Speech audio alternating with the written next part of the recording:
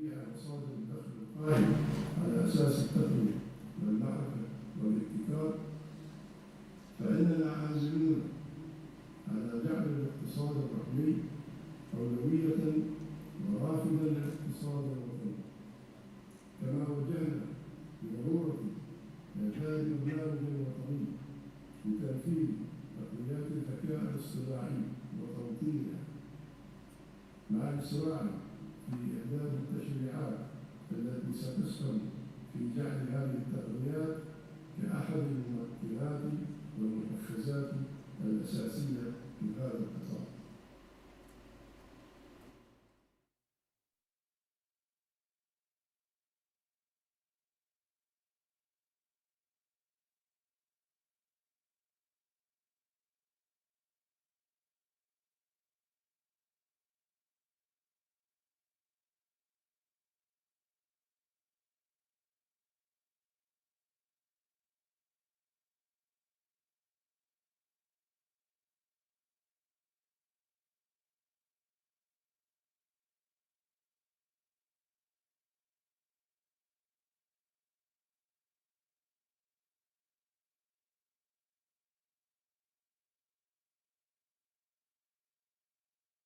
Speakers, chapters representatives, colleagues, and friends. On behalf of the sponsored professional chapters, I warmly welcome you to the third annual forum themed Beyond Algorithms, Reimagining Trust and Governance in AI.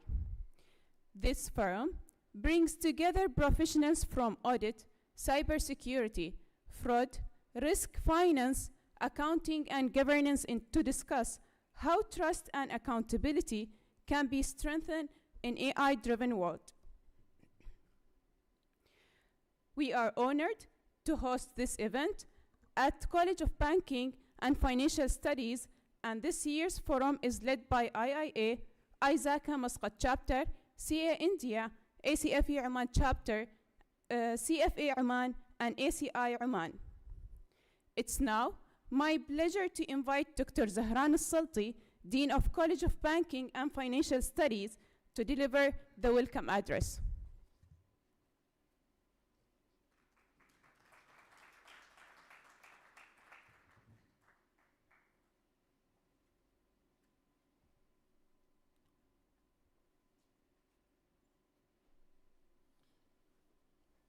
بسم الله الرحمن الرحيم.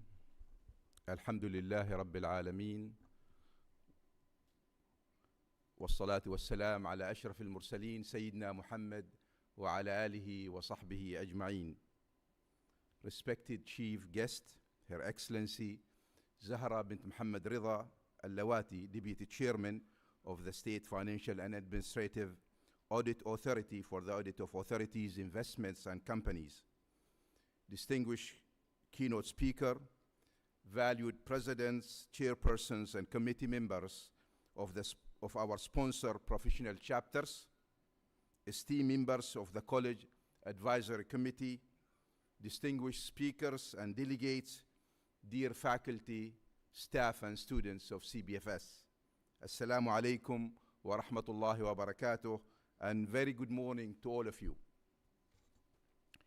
It is with immense pleasure that I extend a heartfelt welcome to all of you at this third annual forum organized by the College of Banking and Financial Studies, CBFS, in collaboration of our 6 esteemed sponsor professional chapters: the Institute of Internal Auditors, IIA, which is taking the lead in organizing this year's version of the forum; the Information System Audit and Control Association, ISACA; the Institute of Chartered Accountants of India, ICAI; the Association of Certified Fraud Examiners, ACFE; the Chartered Financial Analyst, CFA; and the ACI, Financial Market Association. The sponsorship of the chapter by the college is vital catalyst for fostering industry and community engagement, both of which are central to our strategic vision. At CBFS, we have consistently championed excellence, innovation, and responsible leadership within the banking and financial sector. This event stands as a testament to our unwavering commitment to these ideals as we bring together prominent industry leaders, esteemed academics, and dedicated professionals to engage in a meaningful dialogue and exchange of knowledge. This year's theme, Beyond Algorithms, Reimagining Trust and Governance in AI, is both timely and forward-looking. As artificial intelligence continues to reshape the financial landscape, it challenges us to think beyond technical innovation and focus on the principles that underpin trust, accountability, and ethical governance. AI is no longer a distant concept. It is actively transforming auditing, risk management, fraud detection, investment strategies, and regulatory oversight. While these advancements bring unprecedented opportunities, they also raise critical questions. How do we ensure transparency in automated decisions? How do we safeguard data integrity and privacy? And how do we build systems that are not only intelligent, but also responsible and trustworthy? This forum provides a valuable platform to explore these questions. Let me conclude by thanking Her Excellency Zahra Al-Lawati for her continued support to CBFS, and despite her busy schedule, accepting our invitation to be with us today on this important event. I extend my deepest appreciation to the IIA Oman chapter for leading this year's version of the forum. Also, our gratitude goes to the other 5 chapters who are our partner for this event, and the distinguished speakers for their invaluable contribution that make these events possible. Additionally, I wish to express my sincere appreciation to all the invitees and participants who have taken time to join us in this disclosure. Let us see us as this opportunity to foster meaningful dialogue on how governance framework, professional standards, and ethical consideration must evolve alongside technological progress. Once again, I warmly welcome you all to the College of Banking and Financial Studies Annual Forum. I eagerly anticipate engaging discussions and fruitful collaboration throughout the course of this event. Thank you very much. Assalamu alaikum wa rahmatullahi wa barakatuh.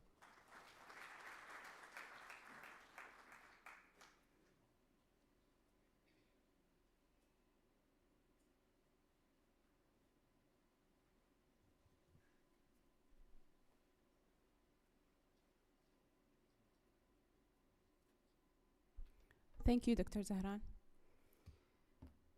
So, to set the tone for today's forum, I would like to invite Mr. Abbas Al-Lawati, the chairman of IIA Oman chapter, to deliver the keynote.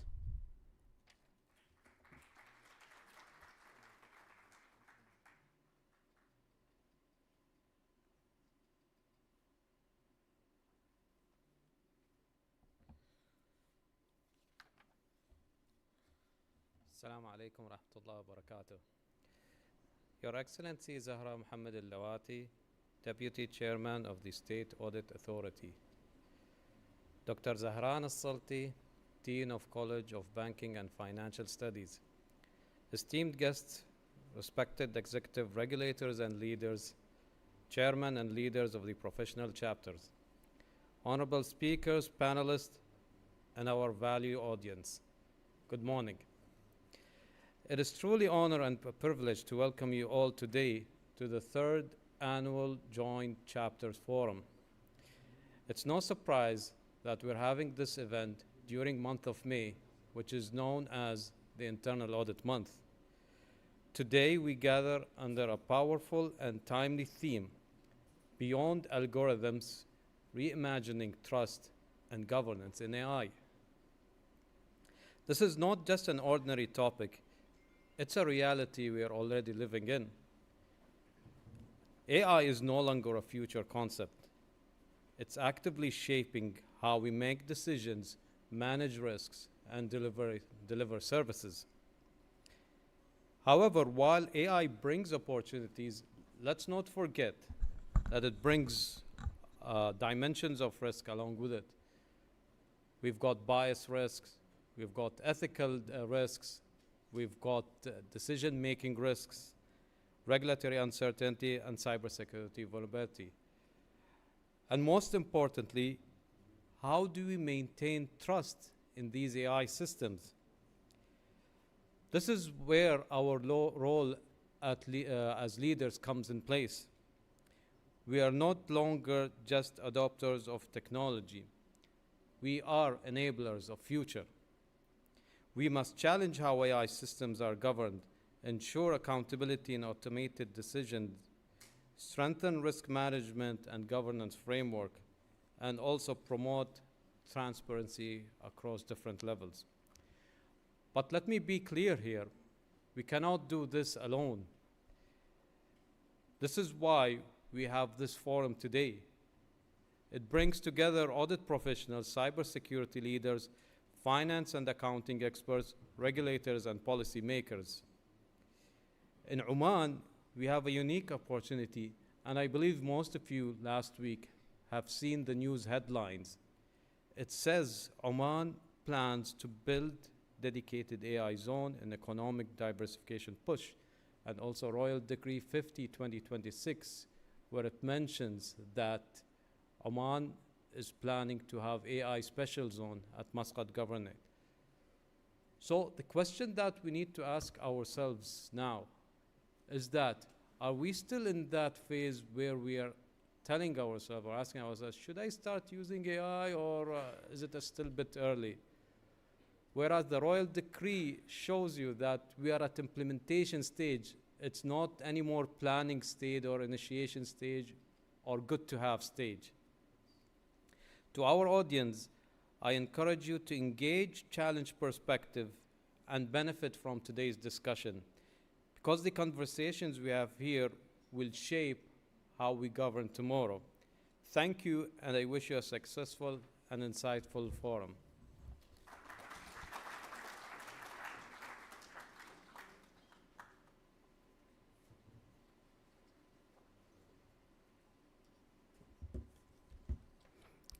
Thank you, Mr. Abbas. We'll now move to our first technical session of the day, titled From Cloud to AI-Enabled World, the Dark Side of Digital Era. This session will discuss today's digital environment and highlight the key risks and governance challenges related to cloud computing and AI.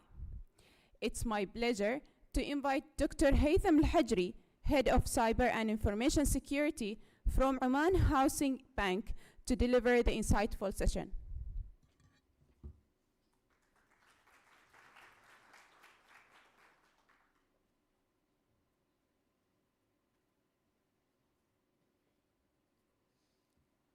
Good morning. First of all, I would like to thank the organizers here today for inviting me to talk about the most interesting stuff in the technology today, which is AI and cloud. First of all, talking about cloud, could you put the presentation up? Somebody? It is? All right, great. Am I audible, by the way? Yeah? You can hear me nice? All right. So it's only fair to talk about the technology, how we started. As you could see, especially in the banking sector, we are very much adapting of technology. Why? Because finance goes hand in hand with technology today. They facilitate how we can spend our money faster. So we want to enable not only being faster, but also being secure. So talking about the technology, let's start with the late 2000s, where legacy system is been finally said its legacy. Why? Thank you.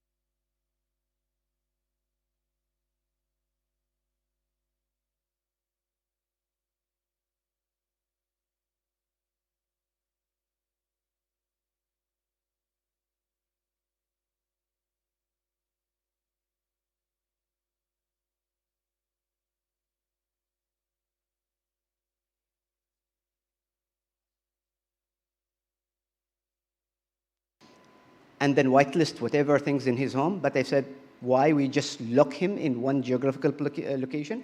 We should be able to let him work anywhere. So now the landscape of that threat is going high. And more control, more compliance we need to introduce. However, it's a very scalable infrastructure. That's why we moved to the cloud. We want to be agile. We want to be ready. Real-time analytics that can be provided. AI fraud detection systems today, I'll talk about some statistics, is going high. From a security perspective, have this repetitive logs in security.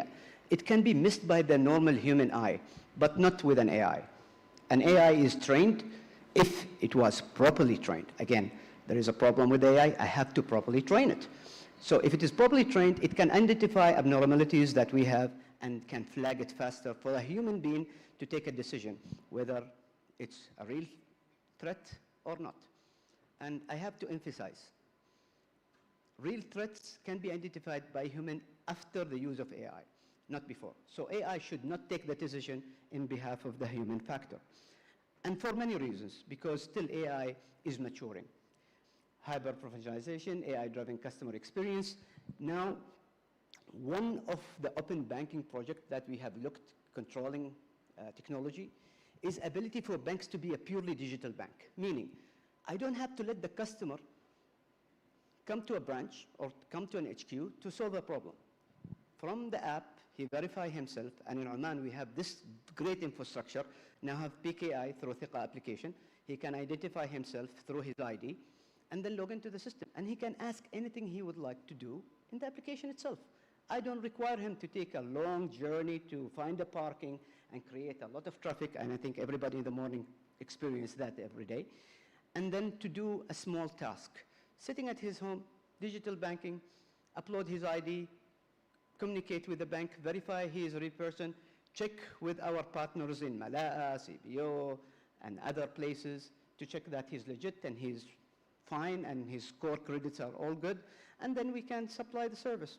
Using AI today, that could be facilitated, but we have to talk about the security of all this communication that happens, of all of those API calls that happens in the background. We have to ensure that nobody can intercept or provide a denial of service attack to them. Therefore, it's great to be in the cloud, it's great to use AI, and it's very fast. But regularity press us to put a mandate to make a resilience. That's why CBO came up with CSRF, which is Cybersecurity Resilience Framework, to ensure all banks have some sort of a minimum security baseline that they can follow to ensure that their availability in this digital world is secure, and then they can move forward. Now, some opportunities in this landscape. According to JP Morgan and AI Shield, 40% increase in fraud reduction, meaning the AI really helped reducing the fraud issue. However, on the other hand, the cost of a breach can reach in 2025, and in 2026, I assume this number will go up. It will be about $5.5 million per breach, which is huge. Why? Because using AI, we're concentrating all the information in one place. So break one, break all kind of thing.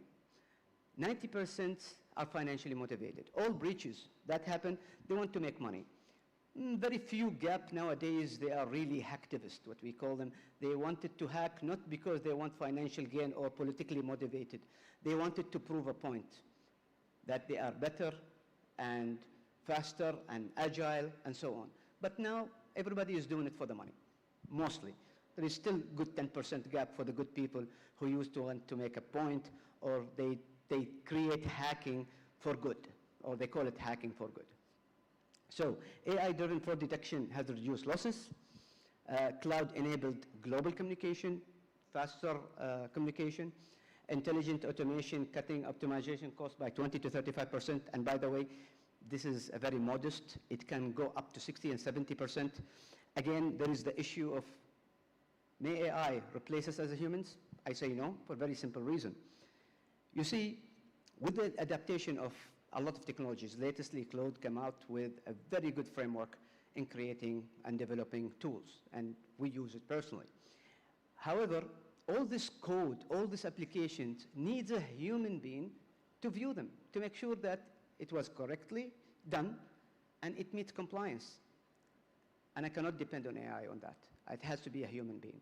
So now the human being became a bottleneck because the generation of all this code is huge. We don't have enough programmers to verify every line. Therefore, the human factor is not going anywhere.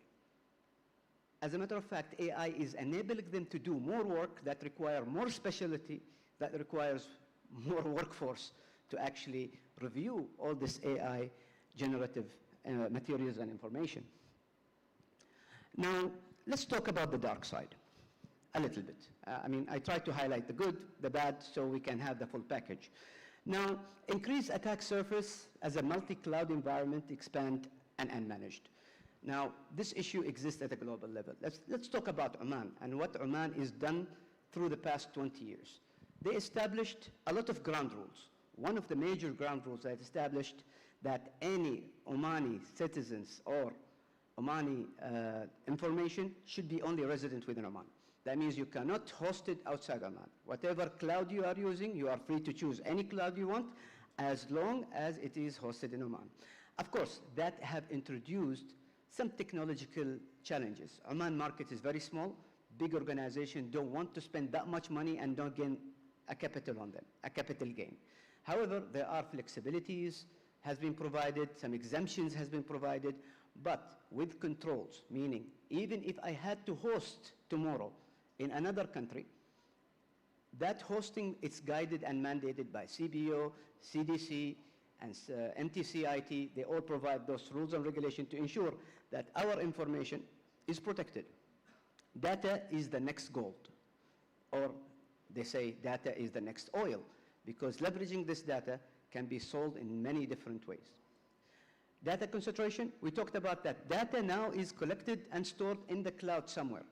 One of the challenges, where is somewhere? Is it in Oman or outside Oman? Let's say it's outside Oman. Is it secure? And can that country somehow in the future deny me access?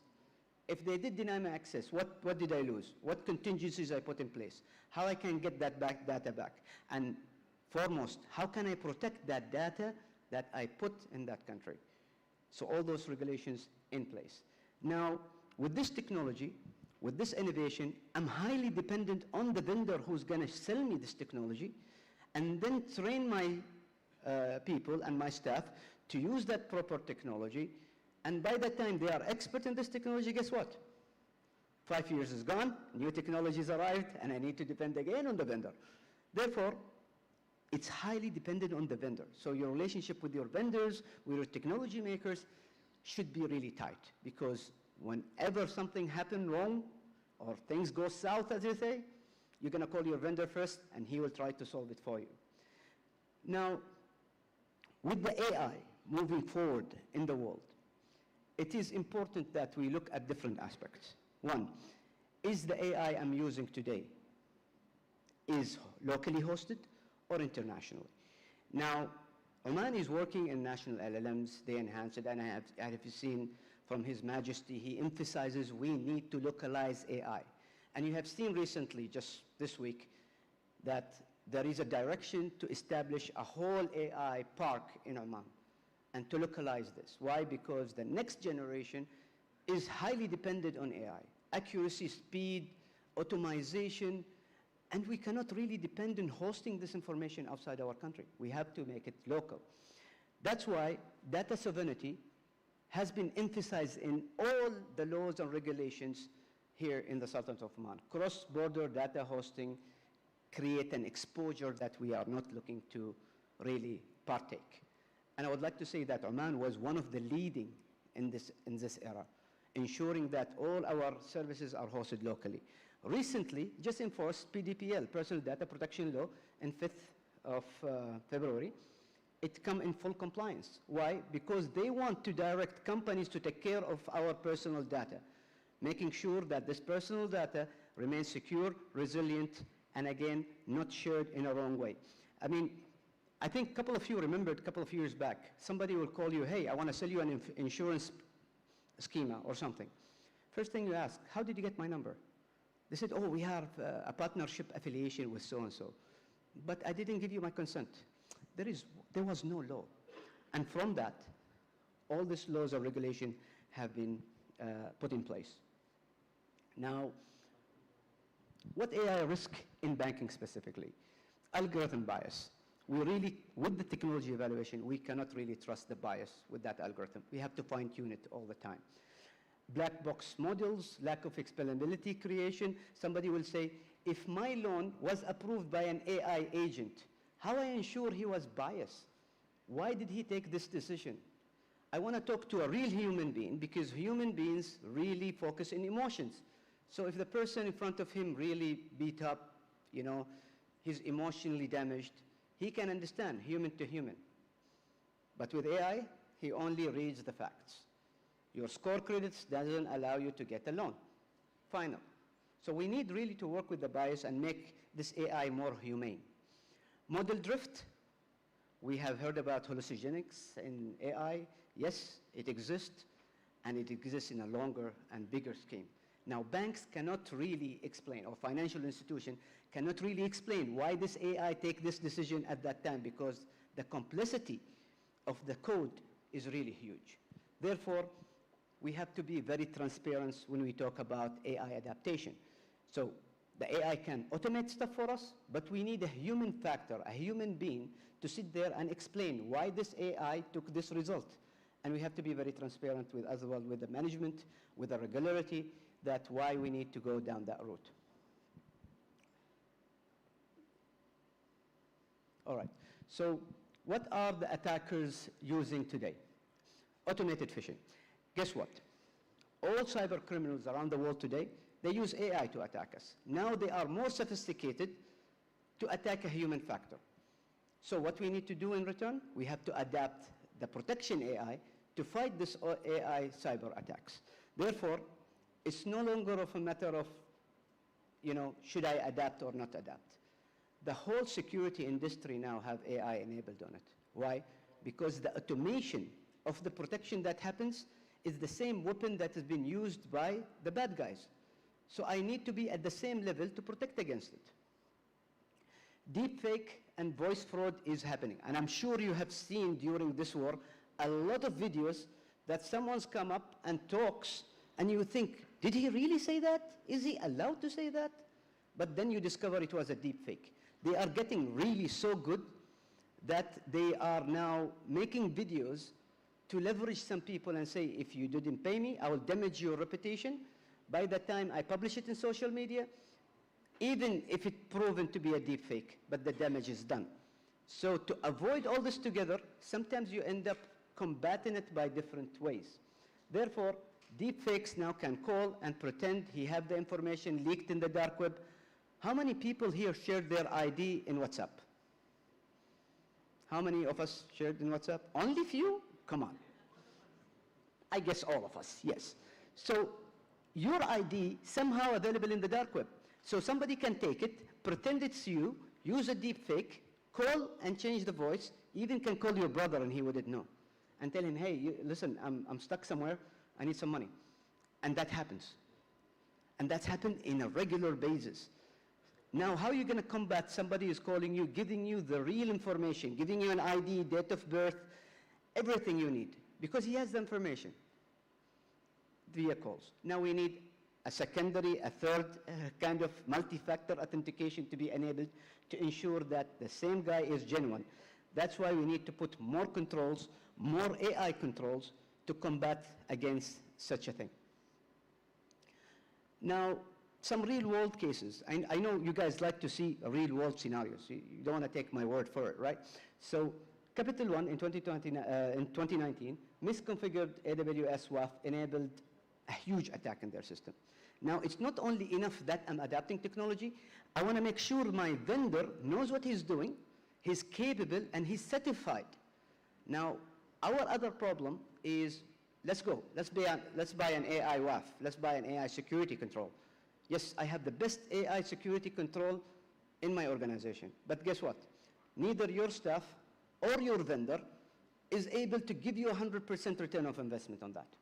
Why? Because the vendor is not certified. He just got the dealership, he sold it because there is a mandate, a bank so-and-so, he's going to spend $1 million on this account, so let me sell him, and then I'll figure out later.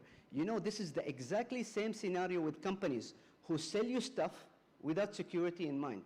So let's say, I'm going to sell you this watch, it's a digital watch, going to check your health, going to check your emails and everything, but no security in it. I better sell the product first, and then I'll think about security later. So security is not embedded by design. Again here, those guys will sell you the technology, which it is a security technology, but they neglect to share 100% return of investment on that specific application. Equifax as well in 2017 have remained 78 days undetected. The attack was sitting there. You know the average attack until they detect it, it takes 6 months to detect an attack, if you're lucky. Yesterday, using an AI cloud, discovered a vulnerability that existed 26 years in some of the kernels. Imagine, there is an existing loophole that could be leveraged or has been leveraged, we don't know yet, but it's there in the open. So using AI, could really discover the vulnerability and patch it. But guess what? The bad guys will use the very same AI to discover your vulnerability and abuse it and leverage it. Software Flex campaign in 2014, credential sniffing in cloud without multi-factor authentication, again, has been disclosed. That's why using AI, you are enabling yourself, but again, you're enabling the surface attack to be huge and big. Therefore, we have to be really careful when using the technology. We have only to adapt. You don't have to be pressured to adapt something you cannot control, and you don't have to adapt something you cannot really secure. Because at the end of the day, you just opened a new door, and you don't have any way to control it. Therefore, before you go and adapt any AI, you should make sure that you know about it, your vendor is really capable, and you checked he's certified to provide you the service by the developer himself or by the factory itself. I'm just having difficulty moving to the next slide.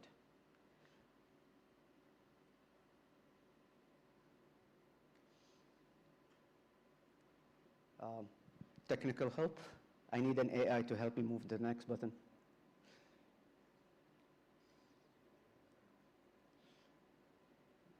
Somebody?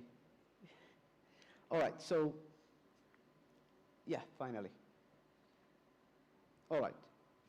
So now we talk about single point of failures. Cloud provider concentration is very high. Over-reliance on AI decisions. We don't have to overreact on that. Human oversight gaps. Now remember when I said the AI could produce a lot of development? We need the human factor to look at it. Now the human factor is slowing AI from being advanced or for being adapted. Today, anyone with the proper tools can make any tool he wants and publish it. But is that secure? We need a vulnerability assessment team to look at that application and make sure it's according to my compliance in Oman.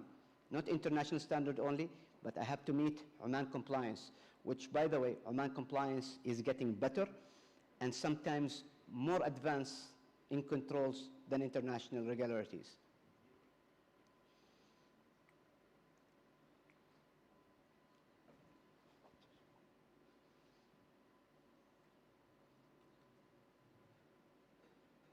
I'm again apologizing for this. Anybody is controlling the presentation from the back? If he can click.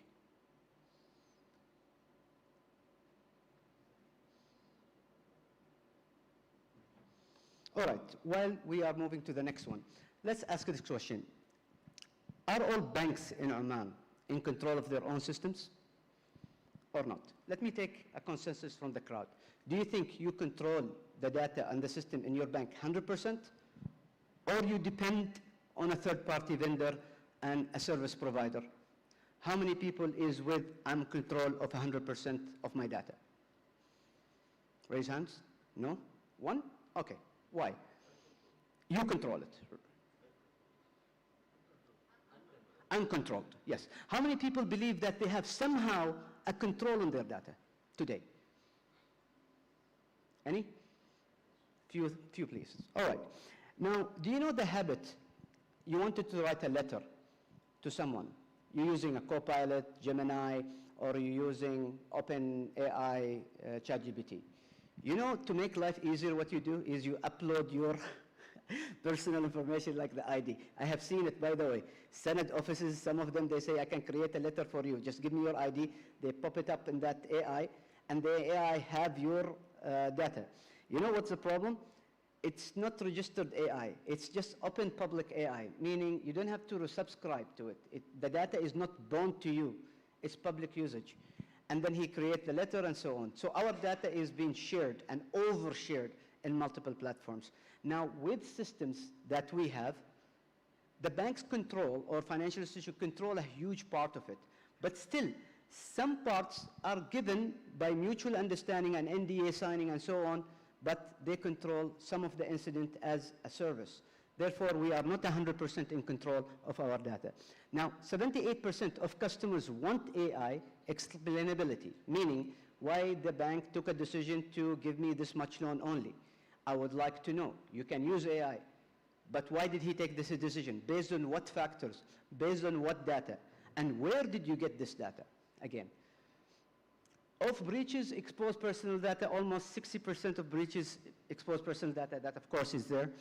And I would like to say that this is very moderate. I think more than 70% actually exposing our financial information. And transparency gap. Here where the customer says, I demand to know, why did you take this decision if you're using AI? If a human factor take a decision from the risk department that you're entitled or not entitled to a certain service, then he would like to talk and negotiate. Now, imagine the bank is 100% relying on AI for risk factoring and risk association. How he will explain to a customer, you know what, a code that we adapted decided you are not fit for a loan or a service. How are you going to explain that to them? And above all, how are you going to explain that to a regularity? That you have denied someone from accessing or from receiving a service based on AI algorithm that you didn't write, that maybe you didn't configure, and maybe you didn't even go under compliance with it. Now, the winning strategy is combining AI and cloud. AI governance frameworks that, alhamdulillah, here in the Sultanate of Oman, we are doing really good, and we are upgrading our AI frameworks and governance in general. Secure by design cloud. Remember that we need to secure it by design. And thanks to the regularities, we're bringing major cloud service providers here in the Sultanate. Explainable AI modules, now we can try to put a code and explain it was decided because your credit score in the last 10 years were not stable. You have return checks. You don't have a stable job. Because of this input that we feed it to our own AI, not an AI that we imported with information pre-made set from Europe, because it doesn't work. Whatever works in Europe doesn't necessarily work in Oman. AI-powered defenses. We now adapt defenses with AI because we need to fight the bad guy with the same weapon. It has to be better or in the same level of adaptation of that technology. Now, the future is in AI-augmented decisions. It's happening. It is there. It's not 100% reliable, but we are moving toward that way. Multi-cloud resiliency, that means I don't have to host all my information in one area, but I have to schedule it across multiple clouds. If one cloud is down, like we have seen in Dubai, when they hit the data centers, all of it went down because they didn't have a local backup. They had to rely on international. Sure. And real-time risk monitoring, using fraud detection through AI, I can discover more and more abnormalities that happen. Now, due to the limited time and due to, keeping the conference running on time, this topic or subject is really huge. We cannot cover it under 30 minutes. However, thank you for having me, and I hope you have learned few of the things, and I hope that I could expose a little bit of the dark side of the technologies. It's not all good. It's not all green when you go with the technologies. We have to adapt, but we have to adapt in a stable situation. We have to buy something and ensure that we understand how to deploy it. And above all, always have multiple options and exit plans. Thank you very much for having me.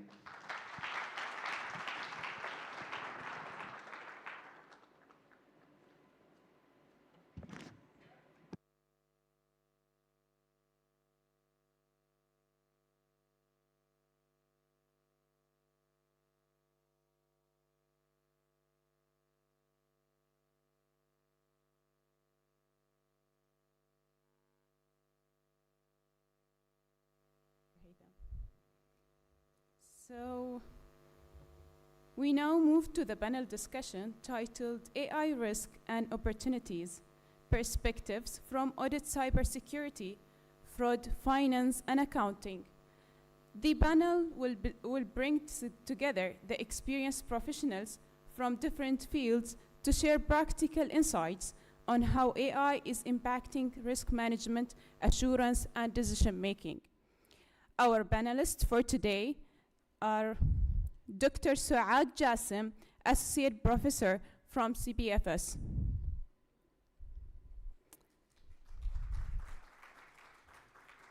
And Mr. Walid Al-Abri, the Group Chief Internal Auditor from Umran Group. Mr. Abhineet Singh, Chief Investment Officer from Siraj Holdings.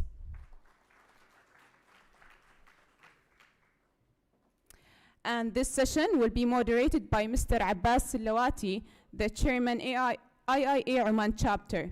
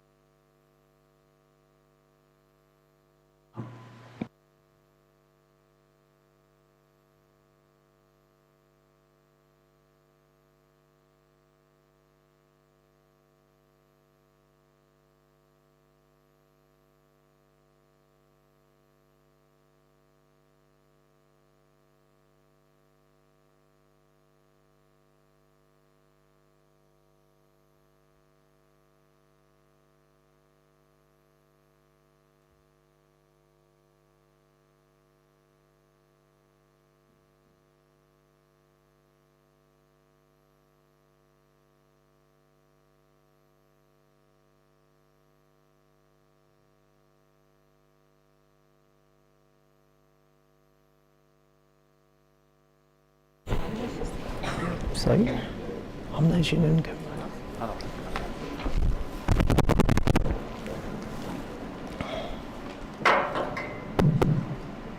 Good day, everyone.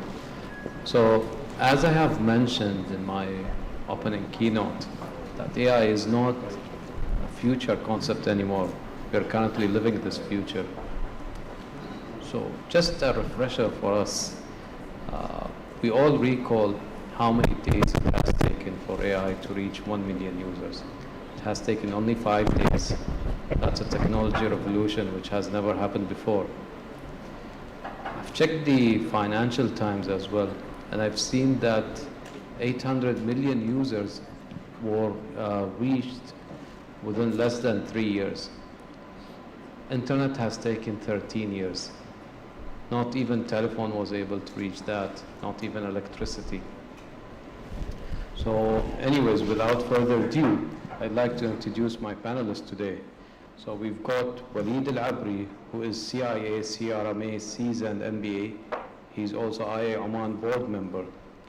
Waleed is the Group Chief Internal Audit for Imran with more than 25 years in professional business experience in both public and private sectors. We have also got with us today Dr. Saad Jassim. She is an assistant professor of accounting and auditing at CBFS. She holds a PhD in accounting accountancy from University of Malaya and has over 18 years of international academic and professional experience. Her research and teaching interests span sustainability accounting, corporate governance, auditing, risk management, digital transformation, accounting, and managerial accounting. And I'd also like to welcome our panelists today, Abhinat Singh, who is CFA, FRM, MBA, Board of CFA Society in Oman. He is an investment leader with nearly 2 decades of experience managing institutional scale global portfolios. He is also the Chief Investment Officer at Siraj Holdings of Oman's leading single-family offices. He directs asset allocation portfolio strategy across developed and emerging markets, as well as delivering sustained outperformance for the family office. Very well qualified panelists. Please join me in giving them a big hand before we start. So today's question, I'd like to start my question directing it to Dr. Saad, our AI and internal audit. So Dr. Saad, if you can tell us how did AI change organizational risk profile, and what are the things that the audit functions are not prepared to? And Mr. Waleed, you can also second that in your opinion. Yeah, thank you, Mr. Abbas. From internal perspective, AI is changing the organizational profile risk in a fundamental way.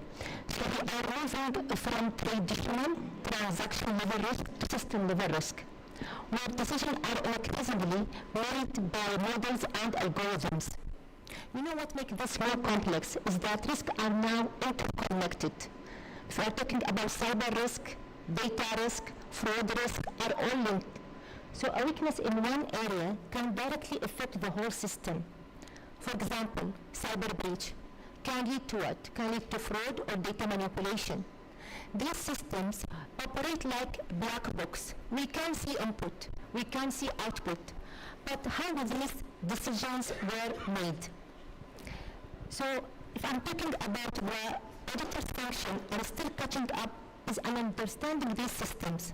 For example, how data is used, how models are built, how the system can change over time. So internal audit is not about auditing the transaction anymore. It's about auditing, or let's say understanding how these decisions are generated.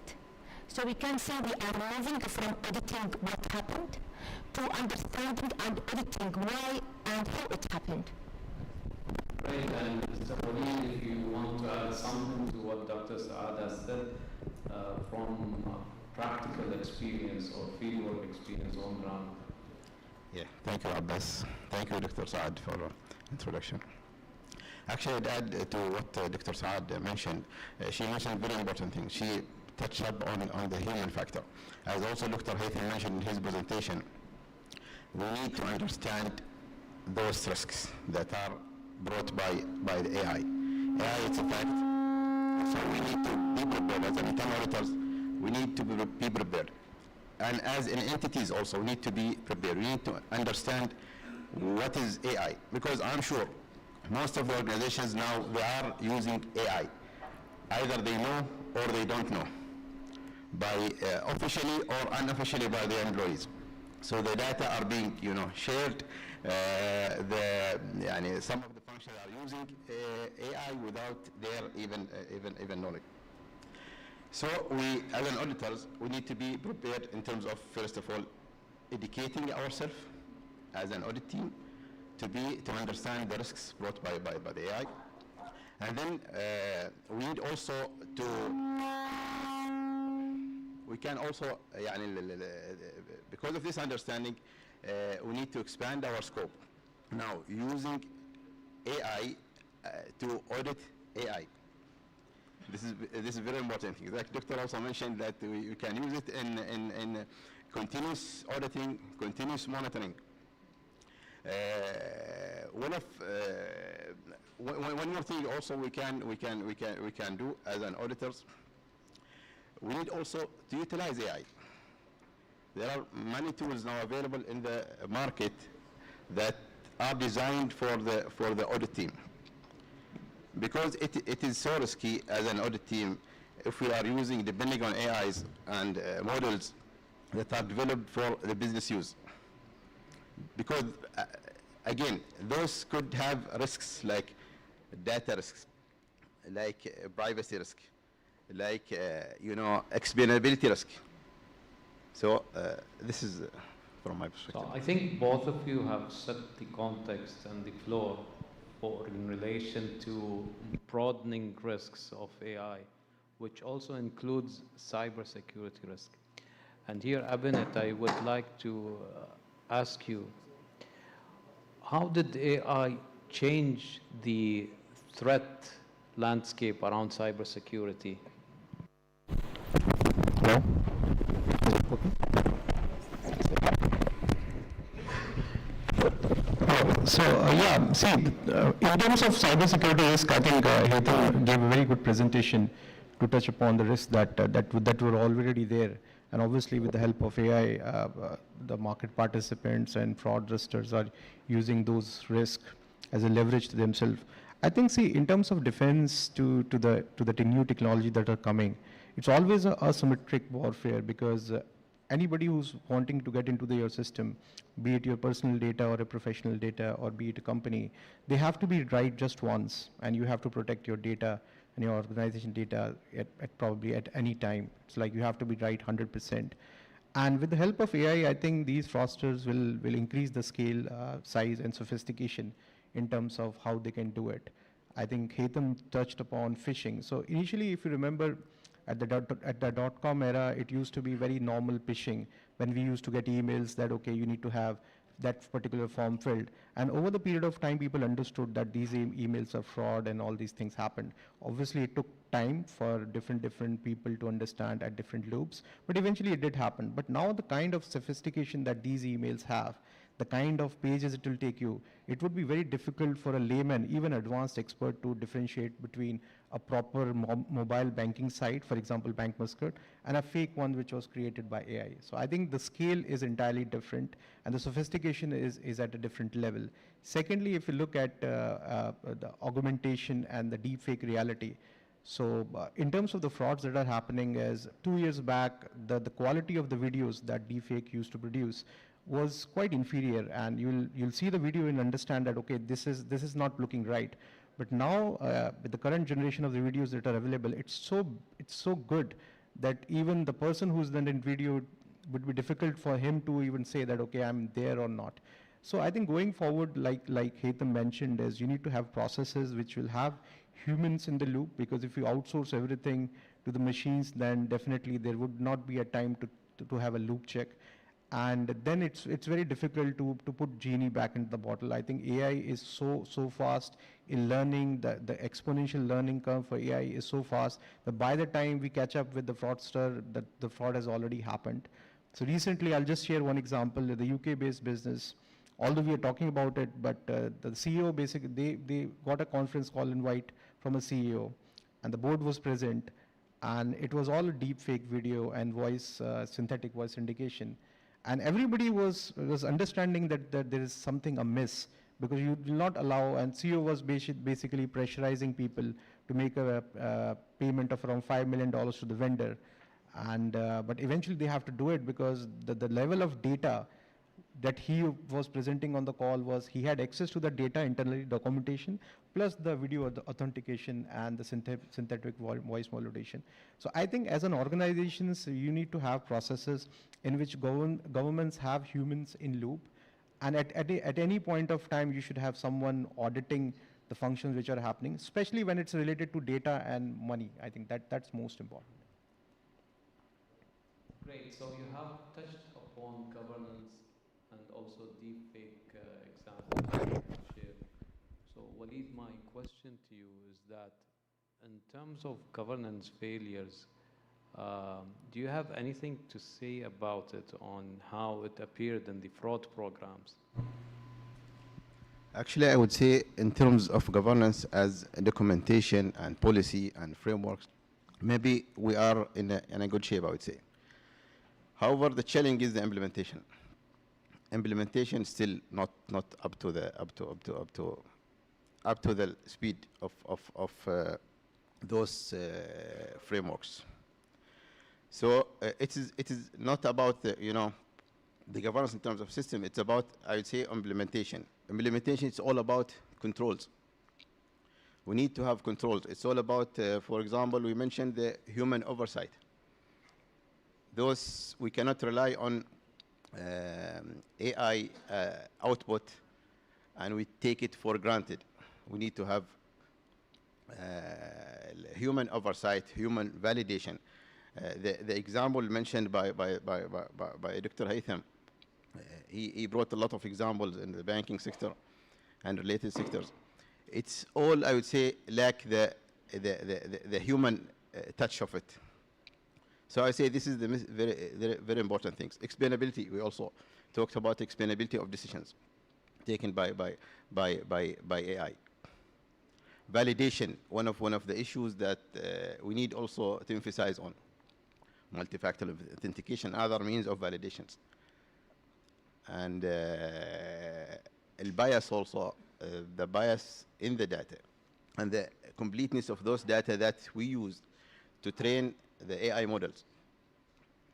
Those failure in controlling this and governing these issues, it amplifies the risks and exposures to fraud.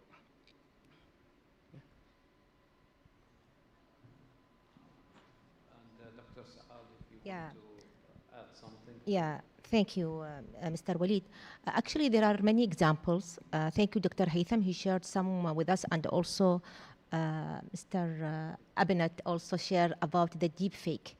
I would like to share with you a prominent one, which is Arab deep fake fraud in Hong Kong, where a finance employee joined what appeared to be a real video call with a senior executive, but the entire meeting was generated using AI.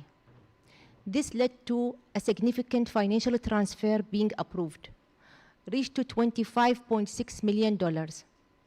So can we say here the issue is because the AI? I think here the issue is not because the AI, because lack of proper governance control, especially independent verification of a transaction, and clear or proper approval procedures.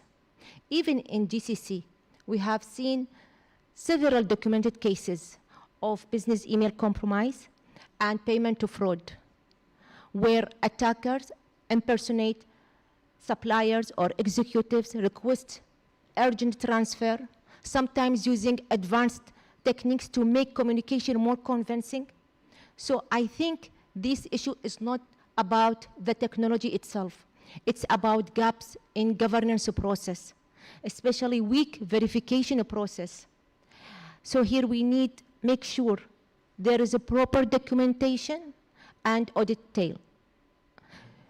So here, if I'm talking the fail, it's not, let's say the failure, it's not the AI itself. It's how it's governed or controlled. Great. Actually, so we have now covered AI from security perspective on how to protect it. But now let's move to the business side. So Abhinat, I would like to ask you that a lot of us face these challenges where we want to implement AI in our departments. It actually has got benefits as well in terms of efficiency, saving on laboring costs, and so on. But we face challenge at the boardroom on how to convince the board on AI projects, and we haven't got history on how successful other companies have made in terms of return on investment. So can you assist the audience in how to carry on such discussions? Definitely. See, in terms of any new technology, I think AI is today, probably 2 years after, we'll be talking about quantum physics and quantum mechanics. I think for business organization, there is always a pressure to probably seed into a new technology very early. Obviously, if we are in a sector where probably there is a lot of competition, then there is always a pressure to probably be the first to implement the technology. But I think from an investment point of view, or for probably a shareholder return point of view, most important is you should understand that this project, or be it a technological project, be it a governance project, should be evaluated on 3 parameters. First of all, what is the risk return profile of that particular technology? So for example, when you implement that technology, what is the kind of numbers that you can think that will go into the shareholder returns in terms of the total profitability, and how that particular technology, when it's embedded into the system, can pose a threat to your organization, especially these digital technologies, because it's very early. 2 years back, people were not even talking about these high-level synthetic videos, but today we are discussing about it. Maybe 2 years after, there would be something else. So risk return is most important. And secondly, we have to understand that technology is ever-changing. And in a business, you always need to have strategic optionality. So there are so many businesses in the world which were probably doing X, but with the help of technology, they pivoted into Y and Z, and eventually Y and Z became their line of business rather than doing what they were conventionally doing. So these are technologies in which you have to probably absorb. There's no doubt about it, but I think you have to understand what is the risk return profile. In terms of my understanding, I think we will evaluate these things into 3 buckets. First is the financial returns. So for example, when you implement that technology, what is the P&L benefit that you're getting? That would be very tangible. You will see in your numbers that, for example, if you're a bank, and if your NPL ratios are very high because of any reasons, and we understand, okay, after implementing technology, AI, highly scaled models, I'm able to reduce my NPAs from maybe 1.5% to 1%. There's a tangible benefit that goes to the shareholder returns. Second would be the productivity. Now, obviously, it's very difficult to understand how much is the productivity gain, but these things will eventually be reflected in your employees' work hours, and eventually how much efforts they were putting initially, and with the help of AI, how much returns they were able to generate on their work and as well as from other teams as well. And the third thing is obviously the strategic optionality, in which probably how you're able to use your consumer data, which in any case was sitting with you for the last 20 years, but you were not able to use it to your benefit. So for example, if you're a bank, probably AI can help you understand your consumer better. Probably you can do more cross-selling to them. So for example, you were just selling them a basic consumer products, and you understood that, okay, they have a lot of interest in investing in insurance, and they are using multiple vendors for insurance. Why can't banks sell insurance to your consumer? Because you are the first person who have all the data and banking channel information. So strategic optimization can also be done with the help of AI. But eventually, like we always say in finance, eventually it should be a risk return profile, because if you are a big organization, if something happens to your implementation of AI, and if something goes south, then the reputational damage, especially for big companies, is huge. And it's very difficult to pivot. So I think there should not be any hurry to implement AI just because everybody else is doing. And generally, if you see in most of the technologies, be it the early .com bubble and the cloud thing, it's not that the early companies are the best ones. It's just like somebody started it, and then people who waited and they took their time to understand the technology, these were the companies who eventually benefit most. So I think it should be a balance of risk return. That's what I was saying. Great insights. Indeed, it's risk against return calculation that needs to be made here. So one last question now, and this question is for the internal auditors. So we know our standards. It has always been talking about independence, objectivity. Independence means our reporting line should be functionally to the board and administratively to CEO, and objectivity means that our views should be objective and not bias-based. And given that AI has also got that bias risk, so how can we make sure that we maintain these two pillars while using the AI? Thank you, Abbas, for the question. Actually, independence and objectivity are the two important values of internal audit in order to gain trust of our clients. So within the AI context, independence, both these two values should be maintained and safeguarded by all the means. When it comes to independence, of course, AI, it will bring a lot of threats to those values. Independence, we cannot delegate our decisions or our conclusions to the AI. We need to validate it. First of all, as we said, we need to understand it, understand the logic behind it, explain it, and then validate it to make sure that it represents our decision, our conclusions. From objectivity perspective, we talked about the bias in the data.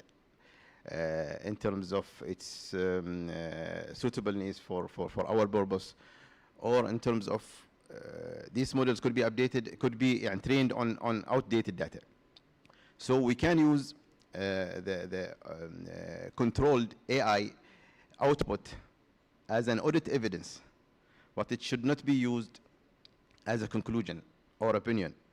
This has to be done by us as human professional auditor. So the judgment should lies with us, Abbas.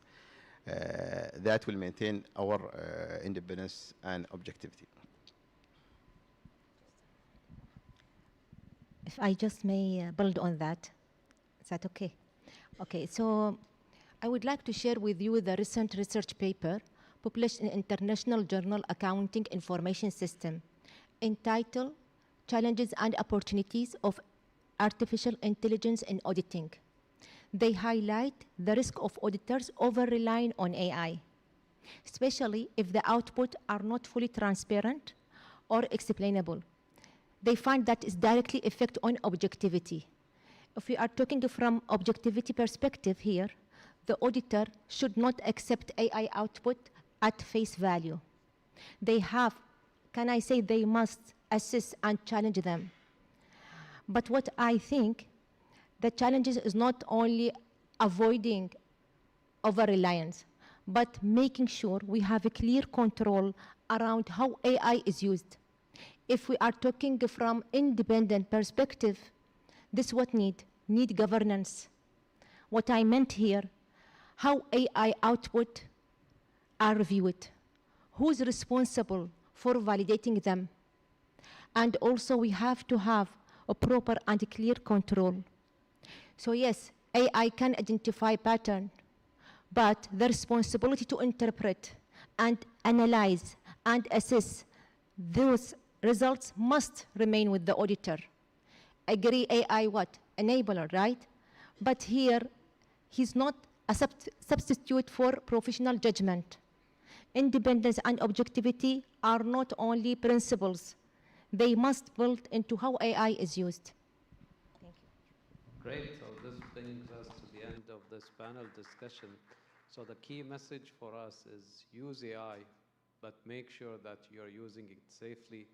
I want to convey my gratitude to the well-qualified panelists. Please join me in giving them a big hand.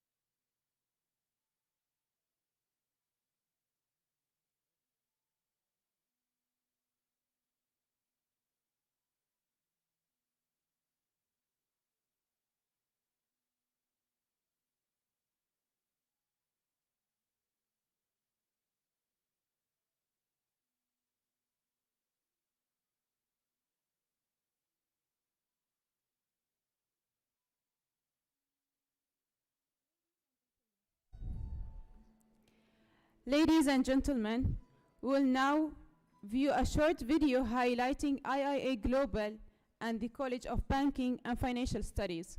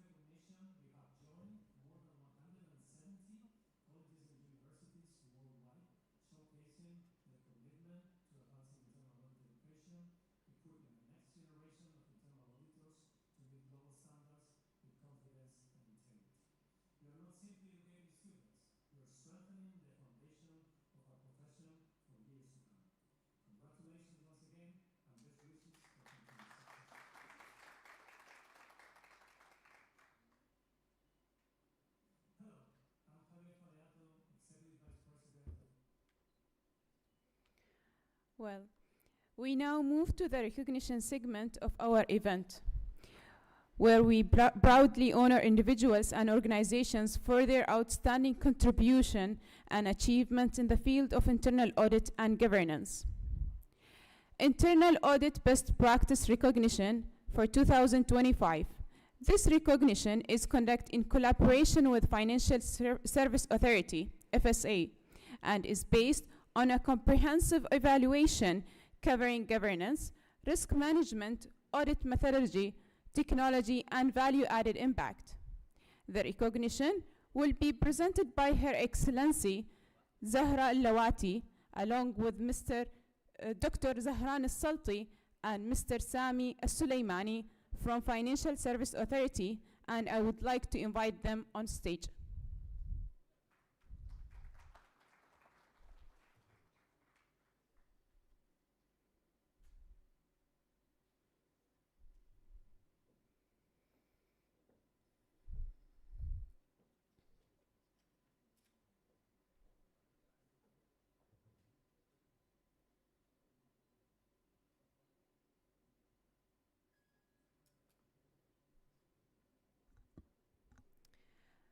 We are pleased to honor the following organizations. On top of the list,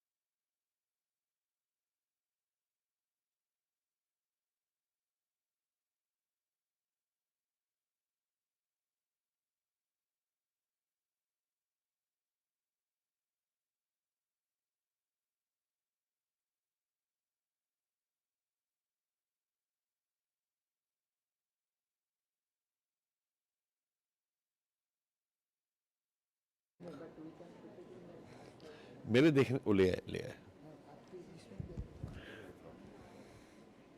Thank you. And how do I take it forward? This? Yeah. Okay, okay. If you want Make it full screen, make it full screen. Full screen.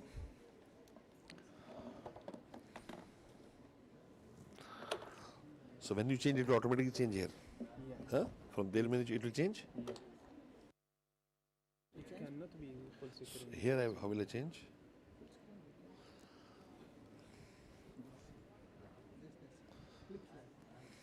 Yeah, I click already.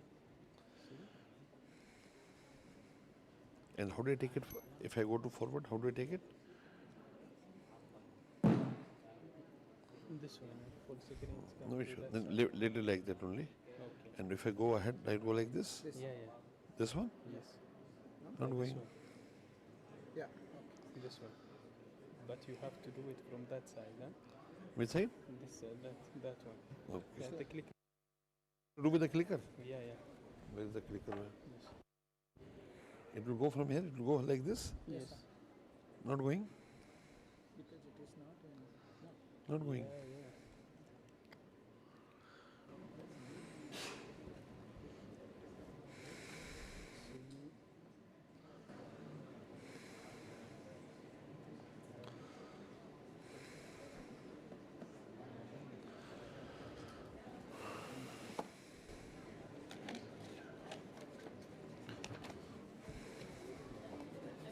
This one.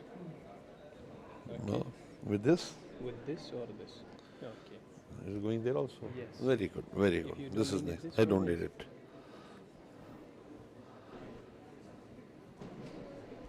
A very good morning, ladies and gentlemen.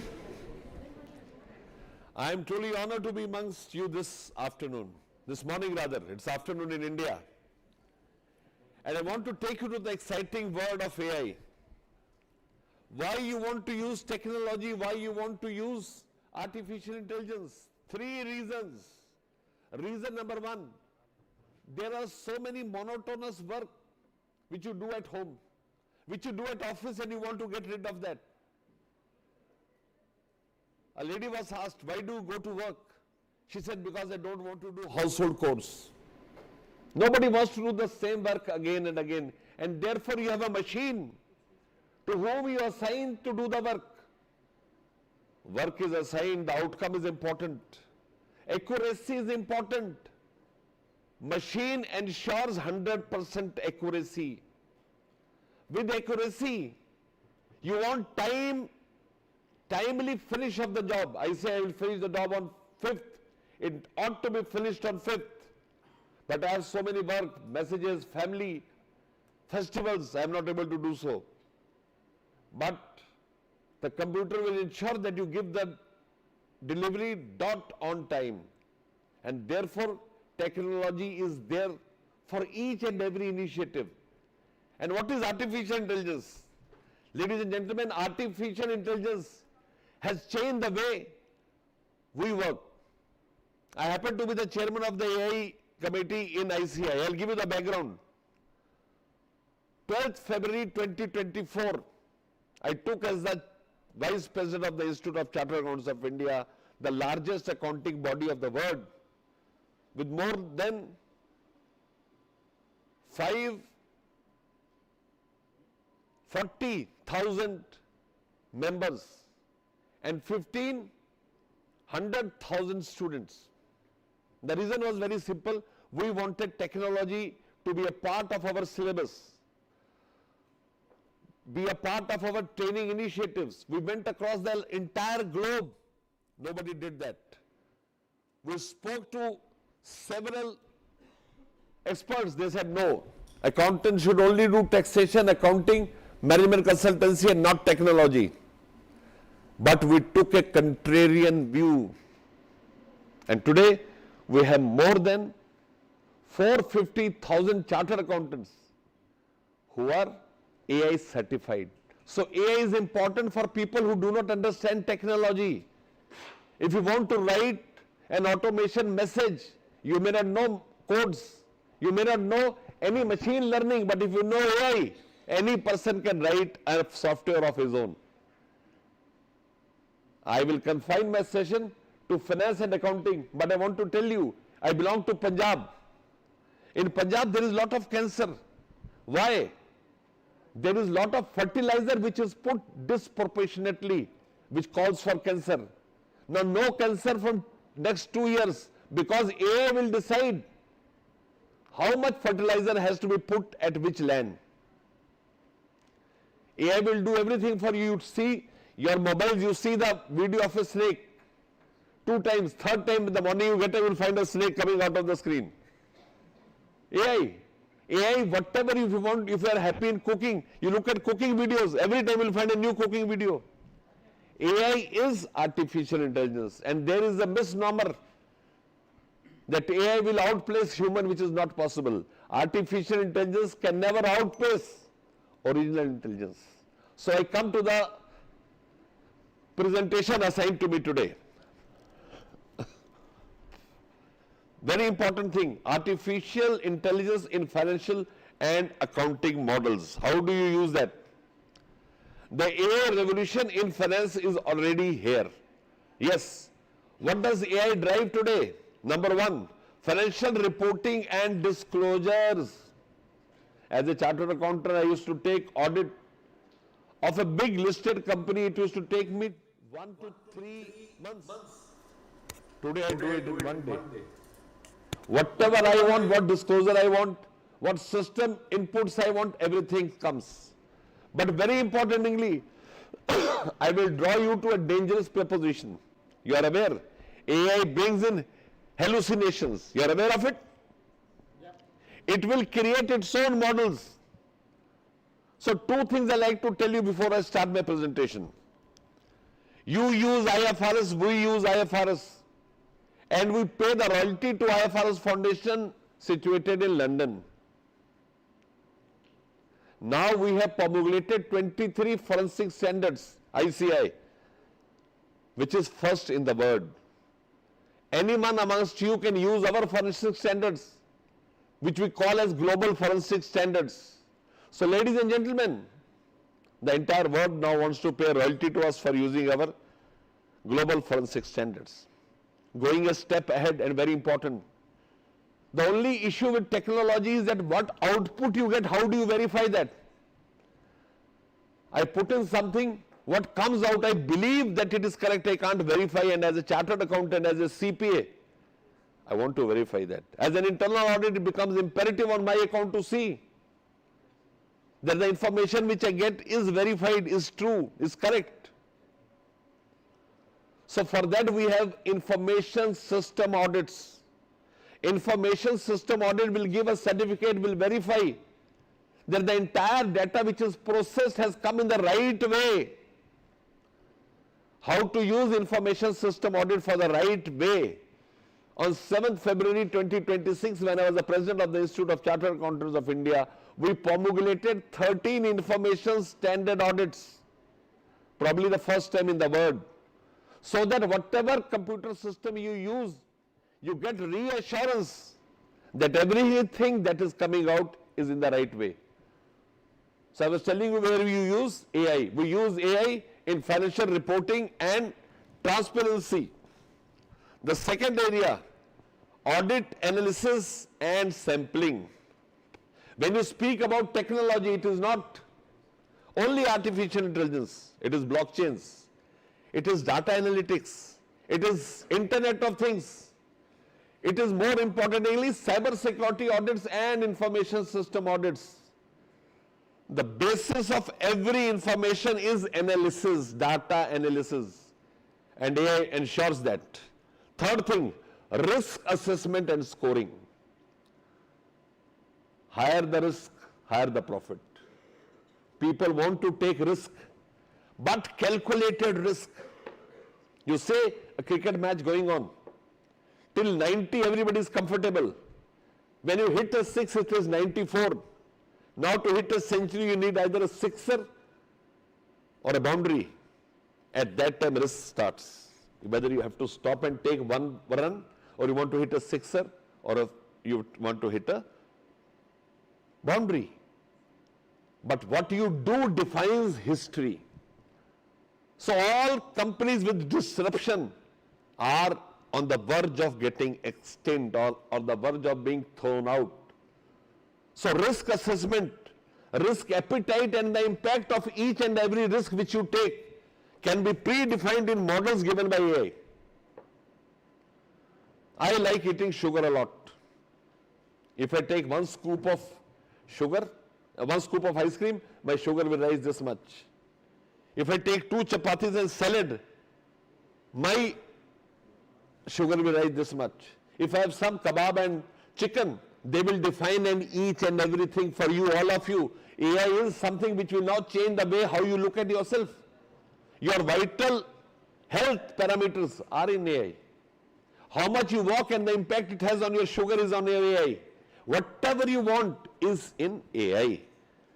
Regulatory compliance monitoring. The most difficult thing and the nightmare for accountants is regulatory compliance. And that is so monotonous, you forget something and then you pay fines. You go for prosecution. AI ensures that all compliances are done. Only human intervention is required for a tick box analysis where you go and look that everything has been done.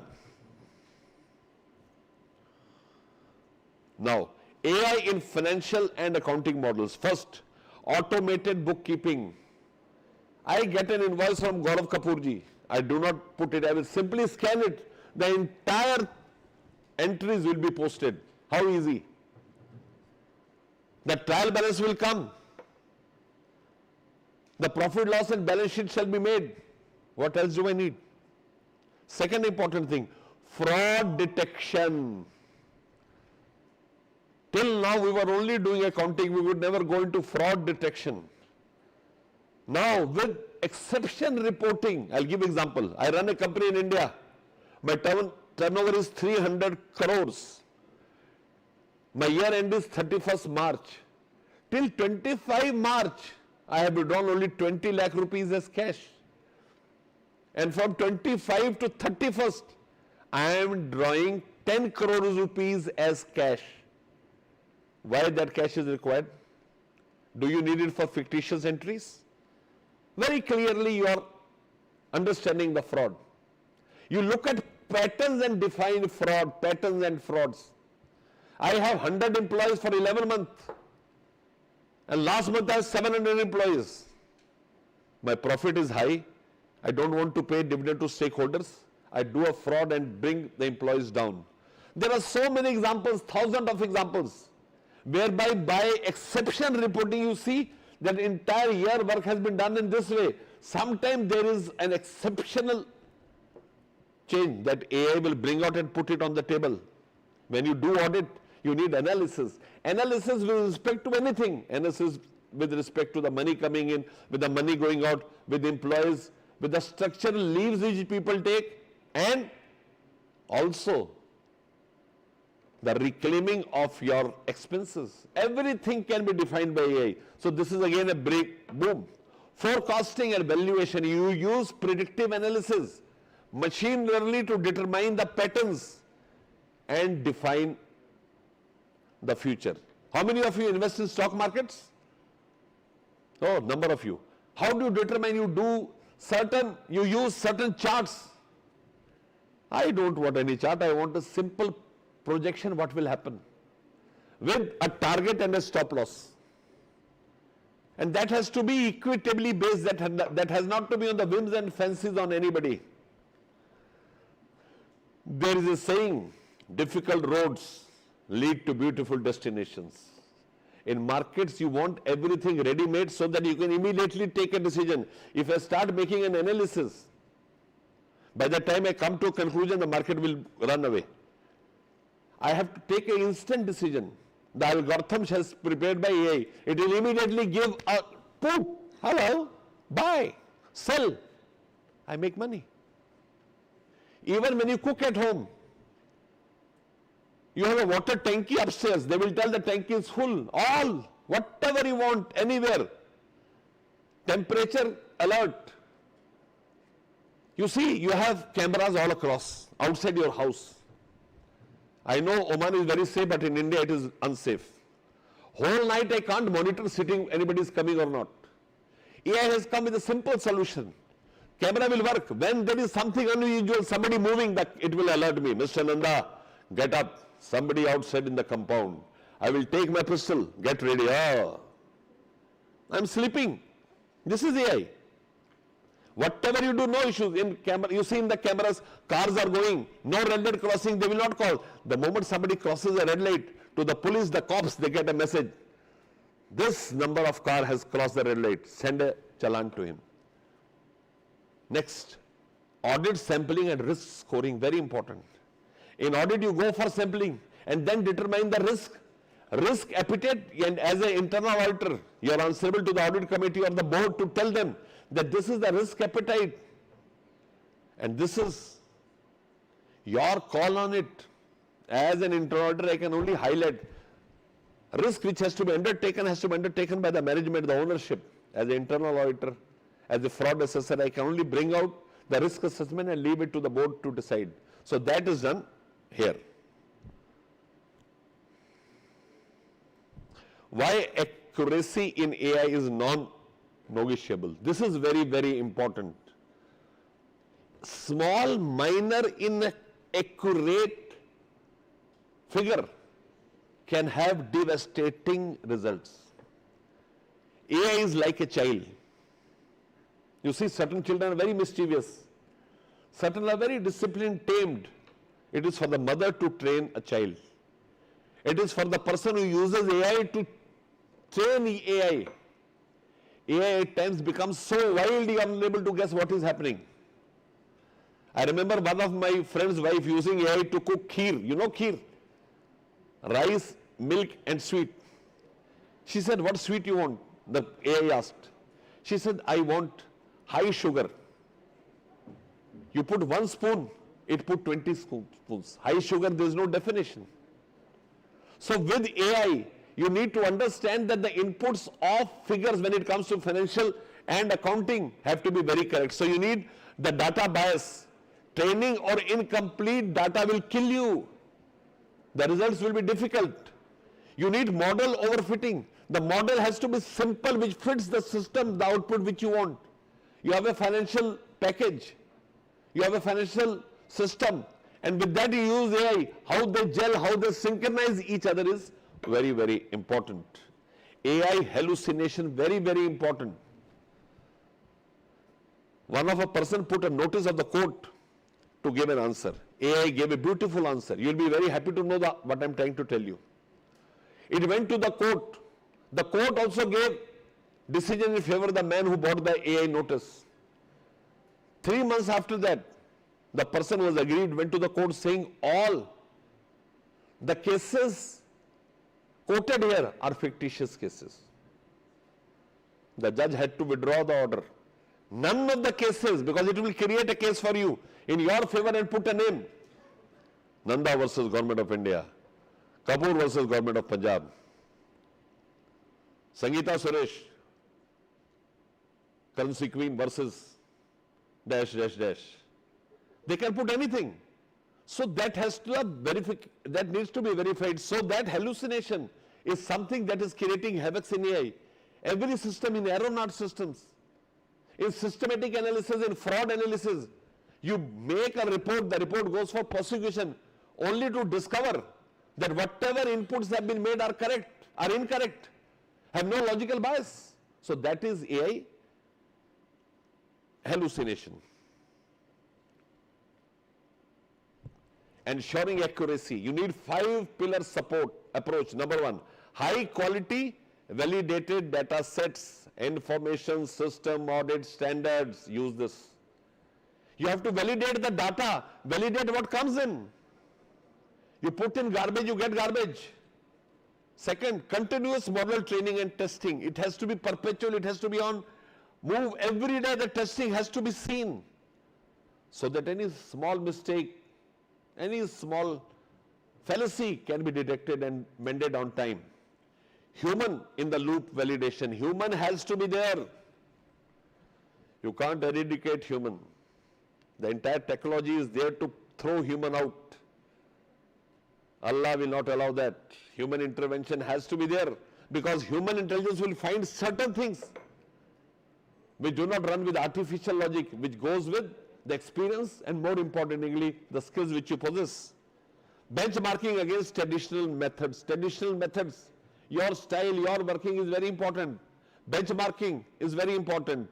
And robust internal control over AI, very, very important. I'm speaking to a very enlightened crowd who are internal audit professionals. Yes, internal controls are very important. A robust internal control mechanism that ensure that where there is a deviation in any settled principle which AI wants to transverse, there is a alarm. I understand and I take a call on that account.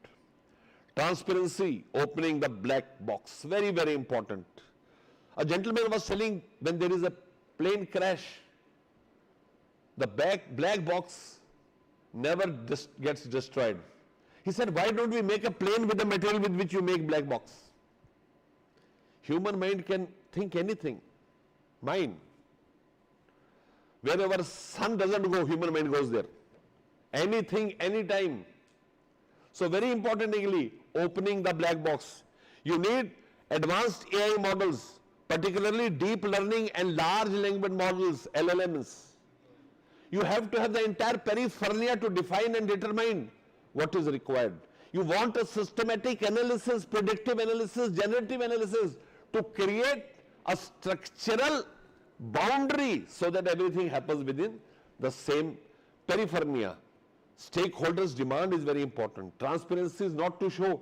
Transparency means each and everything determinable in the process is disclosed. Stakeholders demand clear, reproducible audit trails for each and every AI-driven decision. Everything has to be stepwise. You can see whether everything is fine. Explainable, human readable outputs and reasonings. What human can understand, use that, reason and see it is correct. And last, full documentation of model assumptions and limitations. Documentation is very important as a chartered accountant. If I do some mistake, document says me that it was done in good faith, otherwise I am booked. Building transparent AI systems. Explainable AI. You don't want to read business and machine language. You want to read human language. Whatever AI does, if there is an explanation, you can use that.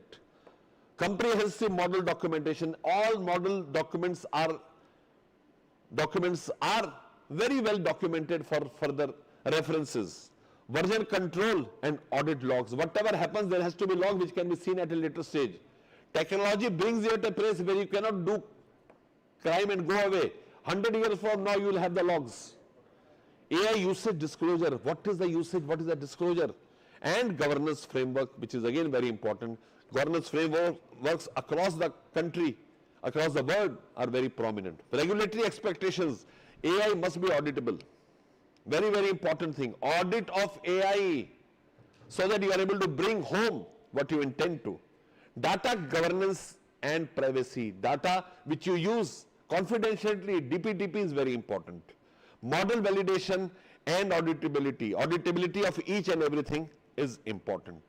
The role of CS in an AI-driven world. Evaluate AI models in financial reporting, very important. Ensure standards compliance. We have information system audit standards, they need to be compliant. You can't make a decision which is not as per the settled principles. Provide assurance on data and outputs.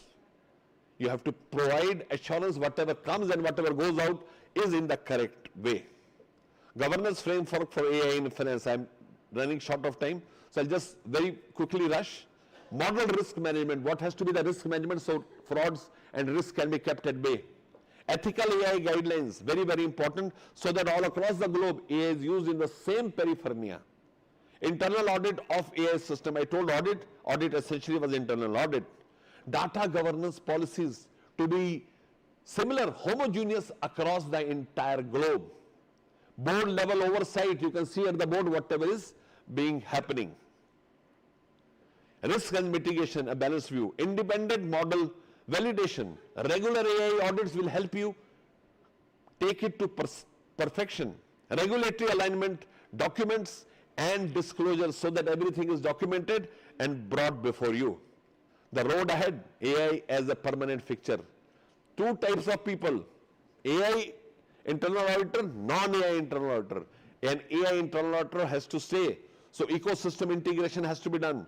Regulatory intensification is very, very important. AI assurance services and professional upskilling so that all of us use AI. I am so happy to see so many of you sitting here.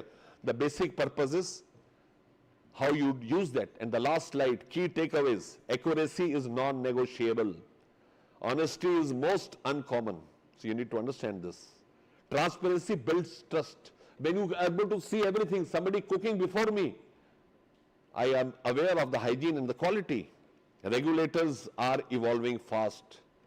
Very soon you will have a technology oversight board taking care of technology initiatives. And CS will play a pivotal role. The CPS, the professionals will play a very important role. The closing thought, AI will not replace accountants, but accountants using AI will redefine the profession. I don't want to stand between you and the next speaker. Thanks a lot for giving me the opportunity to come and speak to you. I want to thank the IIA chapter and my chapter. Thank you so much. I'm done.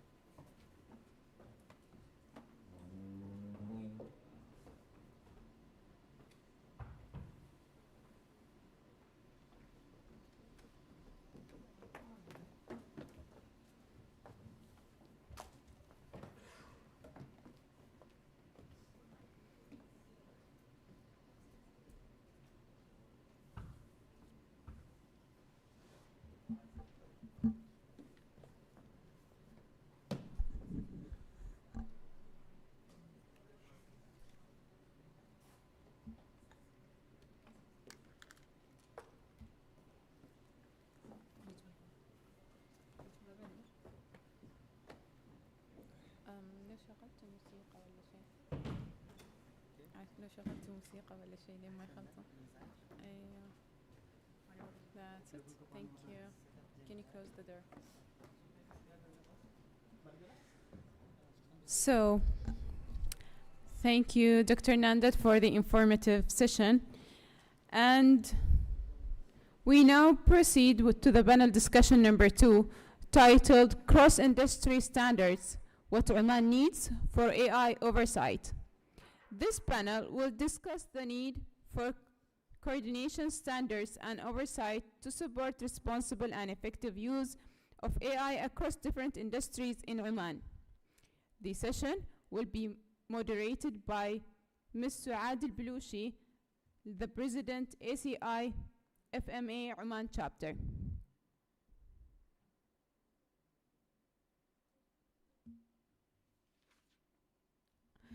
I would like to invite the panelists on stage. Mr. Farhan Riyadh Malik, the Senior Advisor to Chief Audit Executive from Omantel. Ms. Amal Khabouri, Chief Audit Executive from Gulf Engineering. Dr. Sultan Al-Yahyai, co-founder and training and outreach manager, Code Academy. Ms. Rasha Al-Abdali, senior manager of corporate governance, Insight Information Security.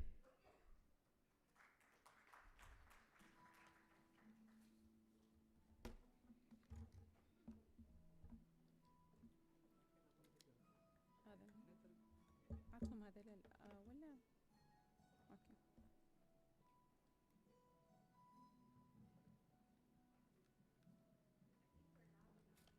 Yeah, it's there. I know myself, I'm not that loud. Start. Inshallah.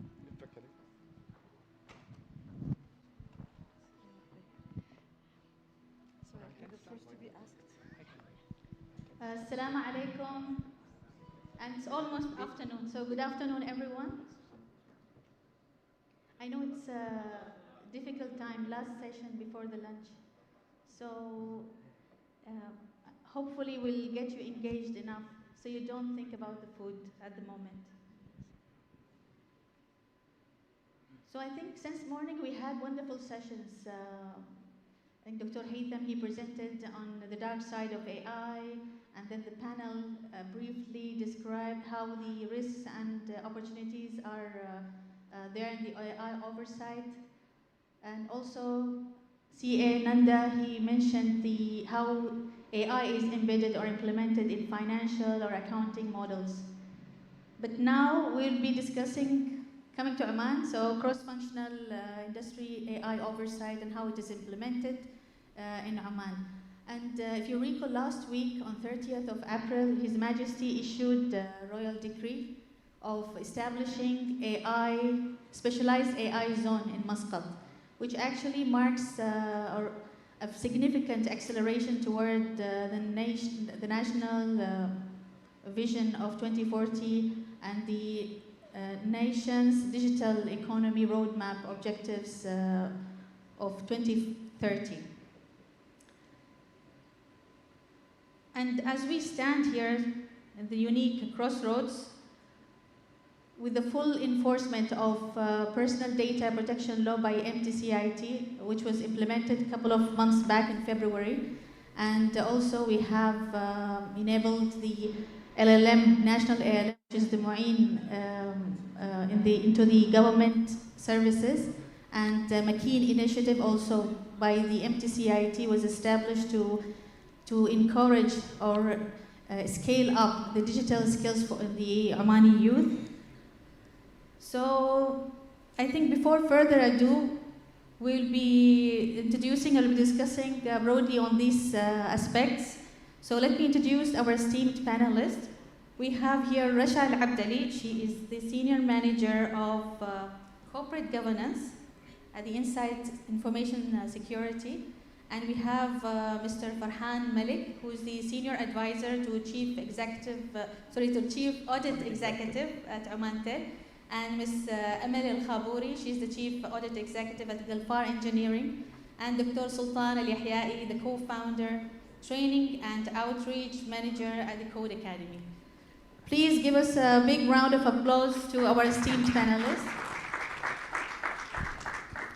So to start with, we know that there are a set of global standards issued globally. We have the ISO IEC 42001 standard, which identifies as the first global standards to manage or govern the AI systems, which focuses on ethics, transparency, and risk management. And we can use it as a baseline. However, Oman has its own unique sector priorities. So, to all the panelists, how do you think that we are adapting to these international standards which meet or fit our operational realities in Oman? Rasha, if we might start with you. Thank you, Saad. I worked in the regulation, and about the time when the AI policy, the recent version was released, what we did actually is we looked into the international best practices, of course, to benchmark and to align with industry international standards. But in the beginning, when the first version of the policy, the AI ethics policy was there, it was like to cope, you know, with the everybody around the globe, to set the baseline direction for the essentials of the governance aspects around AI. But then a year or two after that, especially after the Gen AI came into the picture, you know, it set alarms for us, and it's like that is not enough. Having just an AI ethics policy is not going to help, especially with the implementations and the adoption. So as when I was in the government, we did not want to be, behind. We wanted to drive, and we wanted to kind of build a trust and a framework that govern the adaptation of AI technologies, and therefore we have put the parts that we saw as a country is essential for Oman. So we have touched based upon the development part, the developers part, what is needed for the developers, the beneficiaries part. So we wanted to little bit get into more catered national requirements to help building a trust in adopting the AI, of course, at a very high level, but to put the baseline and essentials. So Oman is really, in a way that it is trying to accommodate and align with the international best practices and standards, but we always try to be, or create the balance, because we don't want also to over, kill innovation, or narrow the space for people to embed AI technologies. Sorry, it took a long time. Yeah. I'll add to this what you call important area, because if you see there, because that question has one inherent. Am I audible now? Okay. That question has one inherent what you call assumption, that whether our international standard and local requirement are in sync or not in sync. So if these are not in sync, obviously those international standards are not locally addressable or applicable.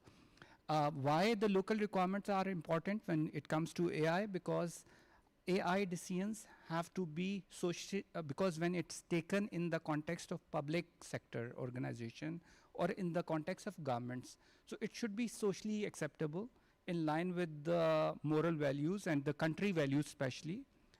So there is always an aspect of localization when it comes to usage of AI. Another localization impact comes when it comes to the data residency itself. Because data in a cloud environment, you need to have a clear control that all the data should reside within the country or Oman. So now going back to your question, the world in which we are currently living is non-linear, volatile, accelerated, and integrated. And same holds true for our AI. So when we talk about AI, what is AI? It's all about the data, the model, and the supporting technologies. So there is no one standard that is fully addressing the requirement. For example, if you take from ISO perspective, ISO 42001 is there, 2701 is there for personally identifiable information. We have a security standard, ISMS 27001. So all these standards needs to be in sync in order to be used in a local context. For a local context, I think Ministry has done a very good job, Ministry of Transport, Communication and IT. The model which has been brought forward by the Ministry is not only locally context, but is open enough to what you call support innovation in the whole area. So answering your question that our local regulation and the international models, they are not mutually exclusive. They can complement each other very well. I'll go in detail how we did it in Oman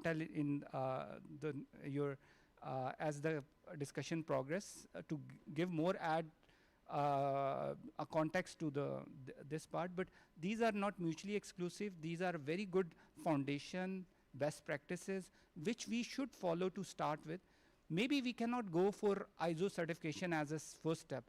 But as we move forward, we use those model and then go for those certification to build a credibility and user confidence in it. Because if you are a multinational company, so you have to also go for some international certifications to see or to create the confidence in your stakeholder that whatever level of AI usage you have, it is safe and it actually uphold all the values and it is actually delivering the value to the organization. Thanks, Farhan and Rasha. Amel, you would like to add something? I think I would like to add something. We're talking about, I agree, we have to talk about standards and we have to talk about how it relates to the international market and the local market. But recently, I've noticed, and we're talking about Macayan, yeah, and that's been an amazing initiative. And we're talking about building and governance and AI. But what I've noticed is that people are building, the youth is ready to build our AI models. And that's what we're giving the capability for. But are we building the assurance providers to that AI capability? That is where I believe that we are still a bit slow on. We've given the initiative from a government, from the top of the chain. But implementation on providing governance and assurance, individuals is still yet to take place. And forums like this is what builds it. So when you say individuals, is it individual companies or? Individuals. If you today, I can't say that we are. I think we are probably the last generation, maybe one more generation of people who are going to actually work for anyone. The rest of the generations that are coming are going to be entrepreneurs, and they're going to be selling their products to us. And that's where we need the assurance providers to those softwares and those AI models that are going to be built for the future, by our future. That's where I think we should concentrate, because having having all of the certifications, we will all be getting that. With all my due respect, I have I'm a certificate holder myself, so I have a lot of respect for all of those certifications. But right now, what we need to concentrate is on the youth that are going to be building, and those builders of the AI, and providing assurance to those builders, to those systems for our future. That's where I think we should go. Thank you very much. I'll continue from where Ms. Amal have stopped in terms of building generations, new youth to develop our systems. In fact, I'm coming from the education and training angle for the governance. AI governance is really important for whatever environment we are working with. But whenever, once it reaches to the education, it's not anymore we are protecting money or asset. In AI governance in education, we are protecting our next generation, our future generation. So currently, we can see the influence of AI at training institutes, universities, colleges, and sorry to say if our professors are around us here, we compete as professors to create exams using AI, and our students would solve the exams and the homeworks also with the AI. So it's AI against AI game. That is a fact, whether we admit it or not. It's true, because my son's exam was written by ChatGPT. That is reality. So trying to protect our next generation, we need a real governance for that process.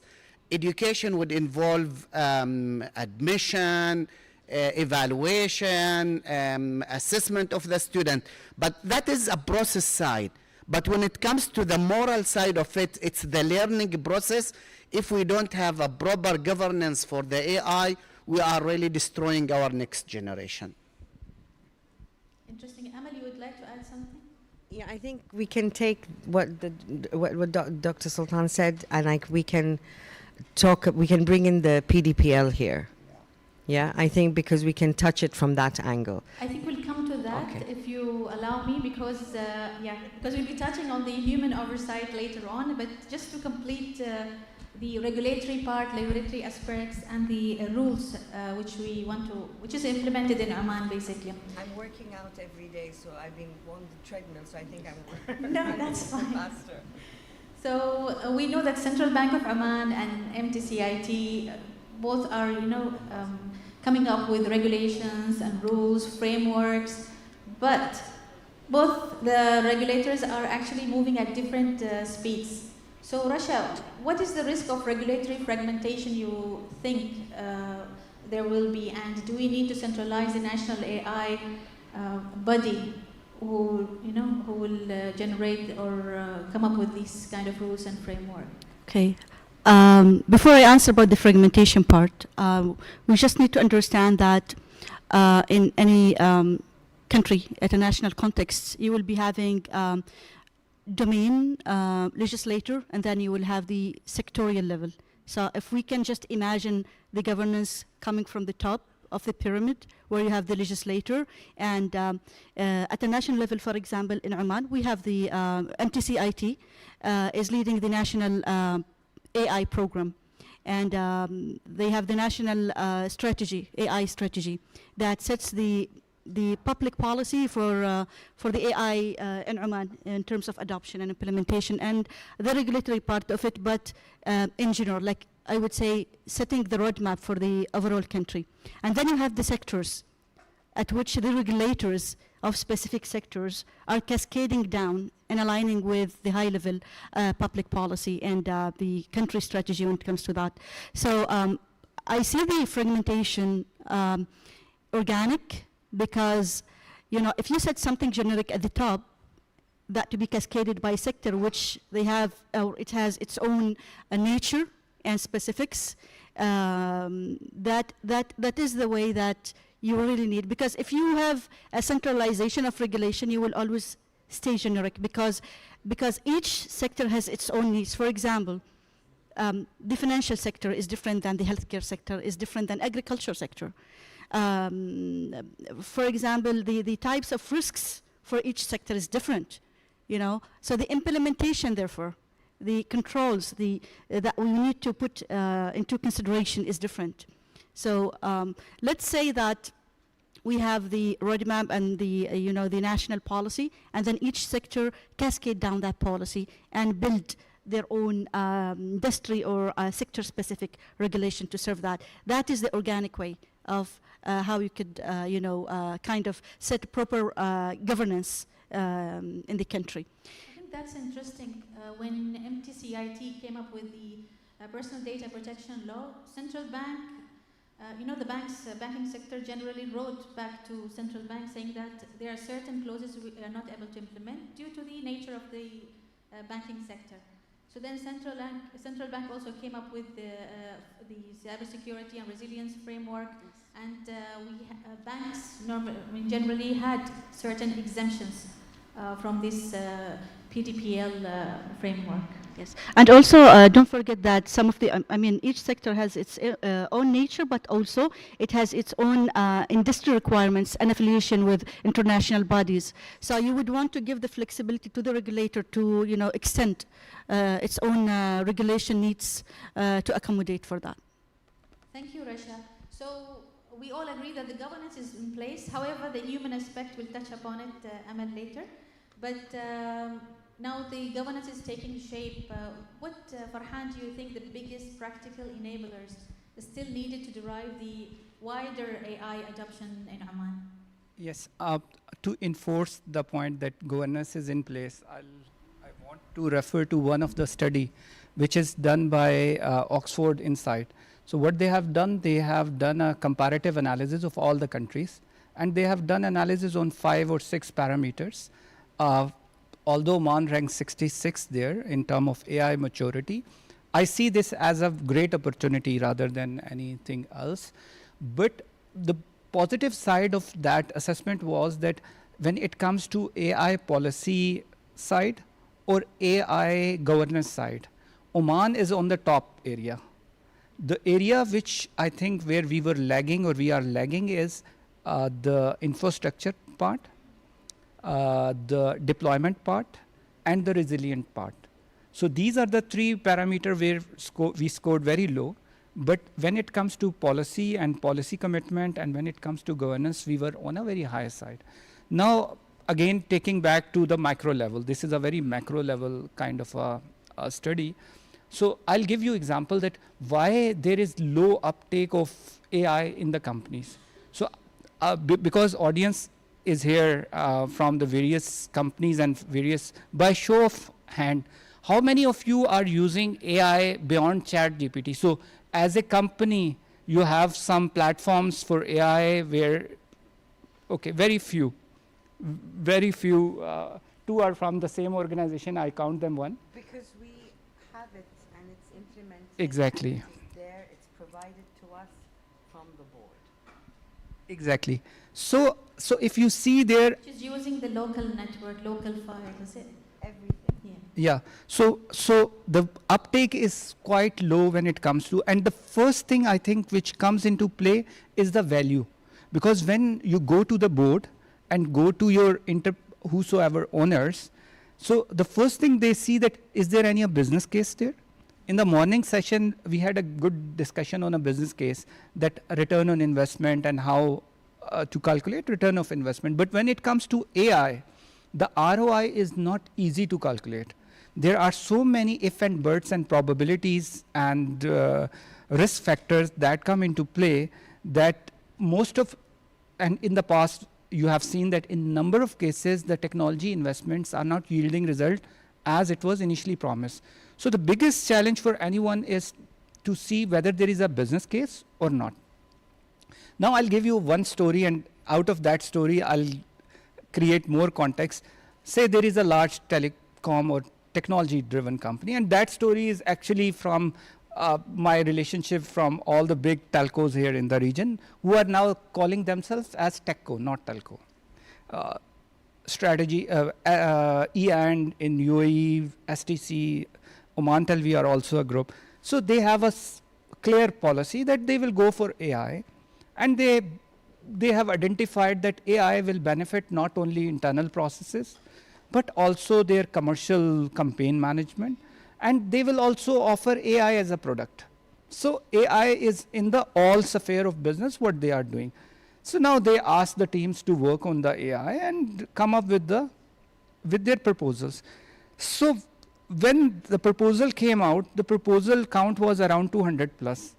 Some of the AI use cases were small efficiency steps. Some was itself a big project itself.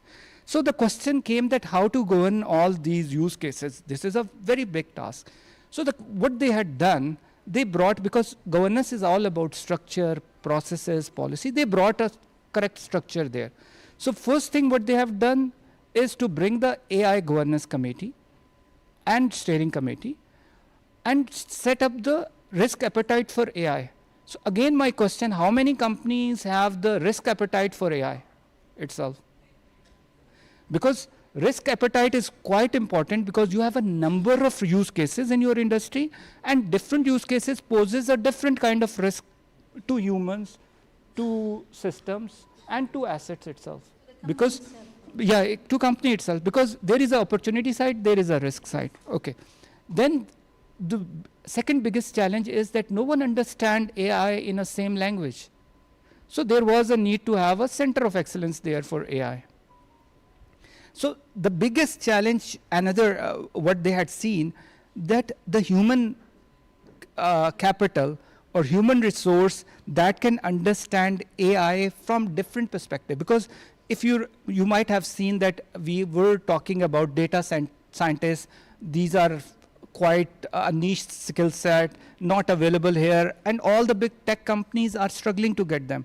Now the AI skill set goes beyond the data scientist skill set.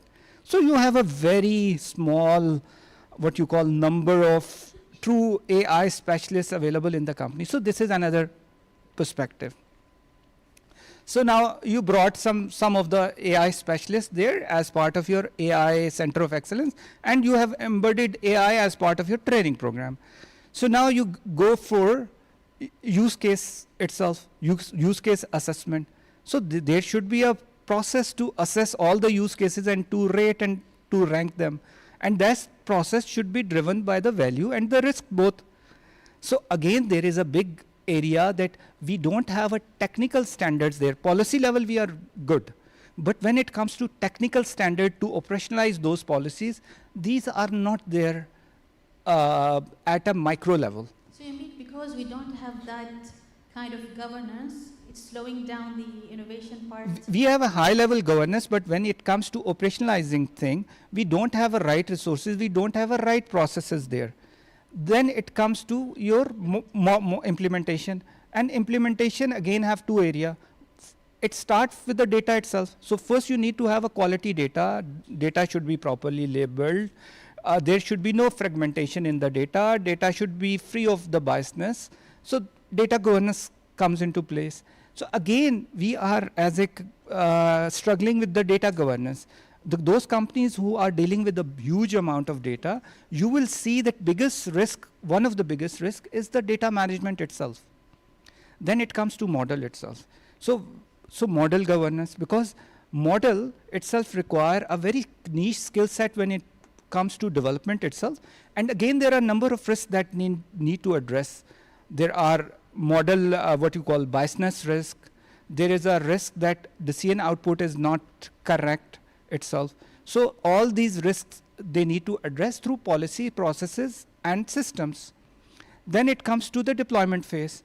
Again, in the deployment, they need, number one is a technical part. There is always a risk that with the data, there is a drift in the model itself. The biasness can come again, although it was clear at the start, but now the biasness came again. But there is another aspect, and that is a human aspect. For example, you have a use case where human in loop is required, and that human doesn't understand the decision basis, the output which is, so they become just a rubber stamp there. So in that scenario, you need to have, again, human resources, not on an AI part, on your executive management and management part that understand AI and that they can use your, productively use your AI part itself. So how do we define then this boundary between human accountability and AI autonomy? That is again a very good question. We have national standards again for yes. So human in the loop. Yeah. So for this, answering this, I'll go back to European Union AI governance law, because they are very explicit when it comes to the human in loop process, because they have subdivided the AI system into different categories. The first category is where you cannot implement AI. And these are the area where it infringe human rights, where AI decision can result into impact the morality or dignity of human beings. So you cannot implement any system, or those systems which are deceptive. For example, they lure the children to purchase certain products which are not required. So they are very explicit in those kind of use cases where there is no human, where you cannot go. Then there are high risk use cases. High risk use cases are where, for example, I'll give you example from telco perspective. You are pushing a new products and new packages, and these packages are being pushed through AI system. But these are favorable to some segment of your society, but are not favorable to certain segment of your society or certain gender class. So in these cases, we have to have a human in command kind of use case. That yes, you can implement, but ultimate decision will be human. System cannot take any decision there. Then there is a less risky area where human in loop comes into play. And then there are areas which are very small risk. For example, you have a chat bot that is just helping the customer. These are low risk use cases. So human in loop is quite important, but before taking this decision, you need to have a use case governance mechanism itself. And you need to have a clear risk categories of your use cases. And there you have to put in place the control on the high risk area, moderate risk area, and low risk area, because your control should commensurate with the level of risk that the system poses to the human being itself and company itself. Interesting, Farhan. But just to complement that, so in high-risk environment where real-time oversight, human oversight is limited, how can we ensure accountability and trust of this AI decision? Dr. Sultan. I think we are at an era where we cannot tolerate any failure anymore nowadays. Back 2023, we started with let us say the generative AI, and it was kind of a knowledge-based, retrieval-based, and so on. Nowadays, we are not talking about that model anymore. We are at agentic AI era, where the AI agent would act on behalf of human. And in such situation, they can interact or they act on viral environment, high risk environment, or low risk environment. In such situation, we cannot be unless we work as proactively. So before deploying or planning any agentic AI system, a lot of pre-definition has to be there. So boundary of the AI, approval, we need to plan how to fail safely, how to monitor the agent. In fact, human in loop standards has to be applied, and the definition where human and AI would interact between each other. Normally we are talking about that AI would not replace a human, but they would augment the human behavior. Yeah. Thank you, Dr. Sultan. So Amal, you were talking about McKean initiative, which to build was incredibly successful to build the digital skill database. However, if we look towards strict oversight, do you think we have enough focus on or fast track for AI auditor? How do we ensure that our local talents is not they're just building AI models, but also they have the specialized skill sets to audit for bias, safety, and compliance? So as I mentioned earlier, McKean is an extremely successful and important program. And we're giving our youth and a generation the power to build. But unless we have the power to assure, you cannot just build. Both need to work hand in hand. And right now, not only in Oman, but even globally, we do not have enough assurance over AI or auditors to provide assurance over AI. It's a new field, it's a new era. I have a question for everyone over here.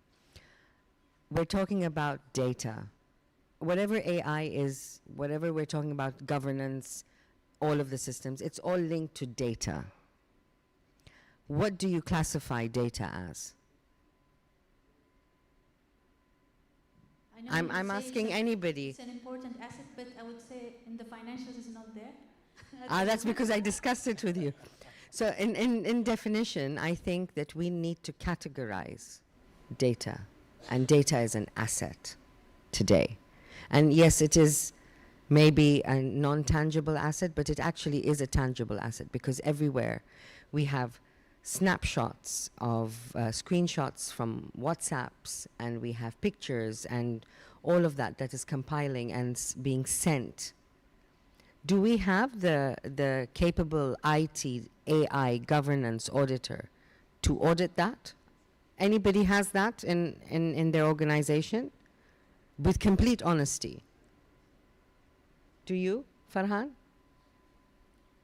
In Oman, really, do you have someone who can audit AI from a high level? AI governance. Yeah, exactly. Why I'm saying this, because we are maybe the first who have built our own AI-based. We may be the first who have built our own AI-based auditing. So we have our own, we call it previously Audify, but now we saw that someone has taken the domain. But we are changing the name, but we call it Audify, and in one of the conference we will be presenting it, inshallah.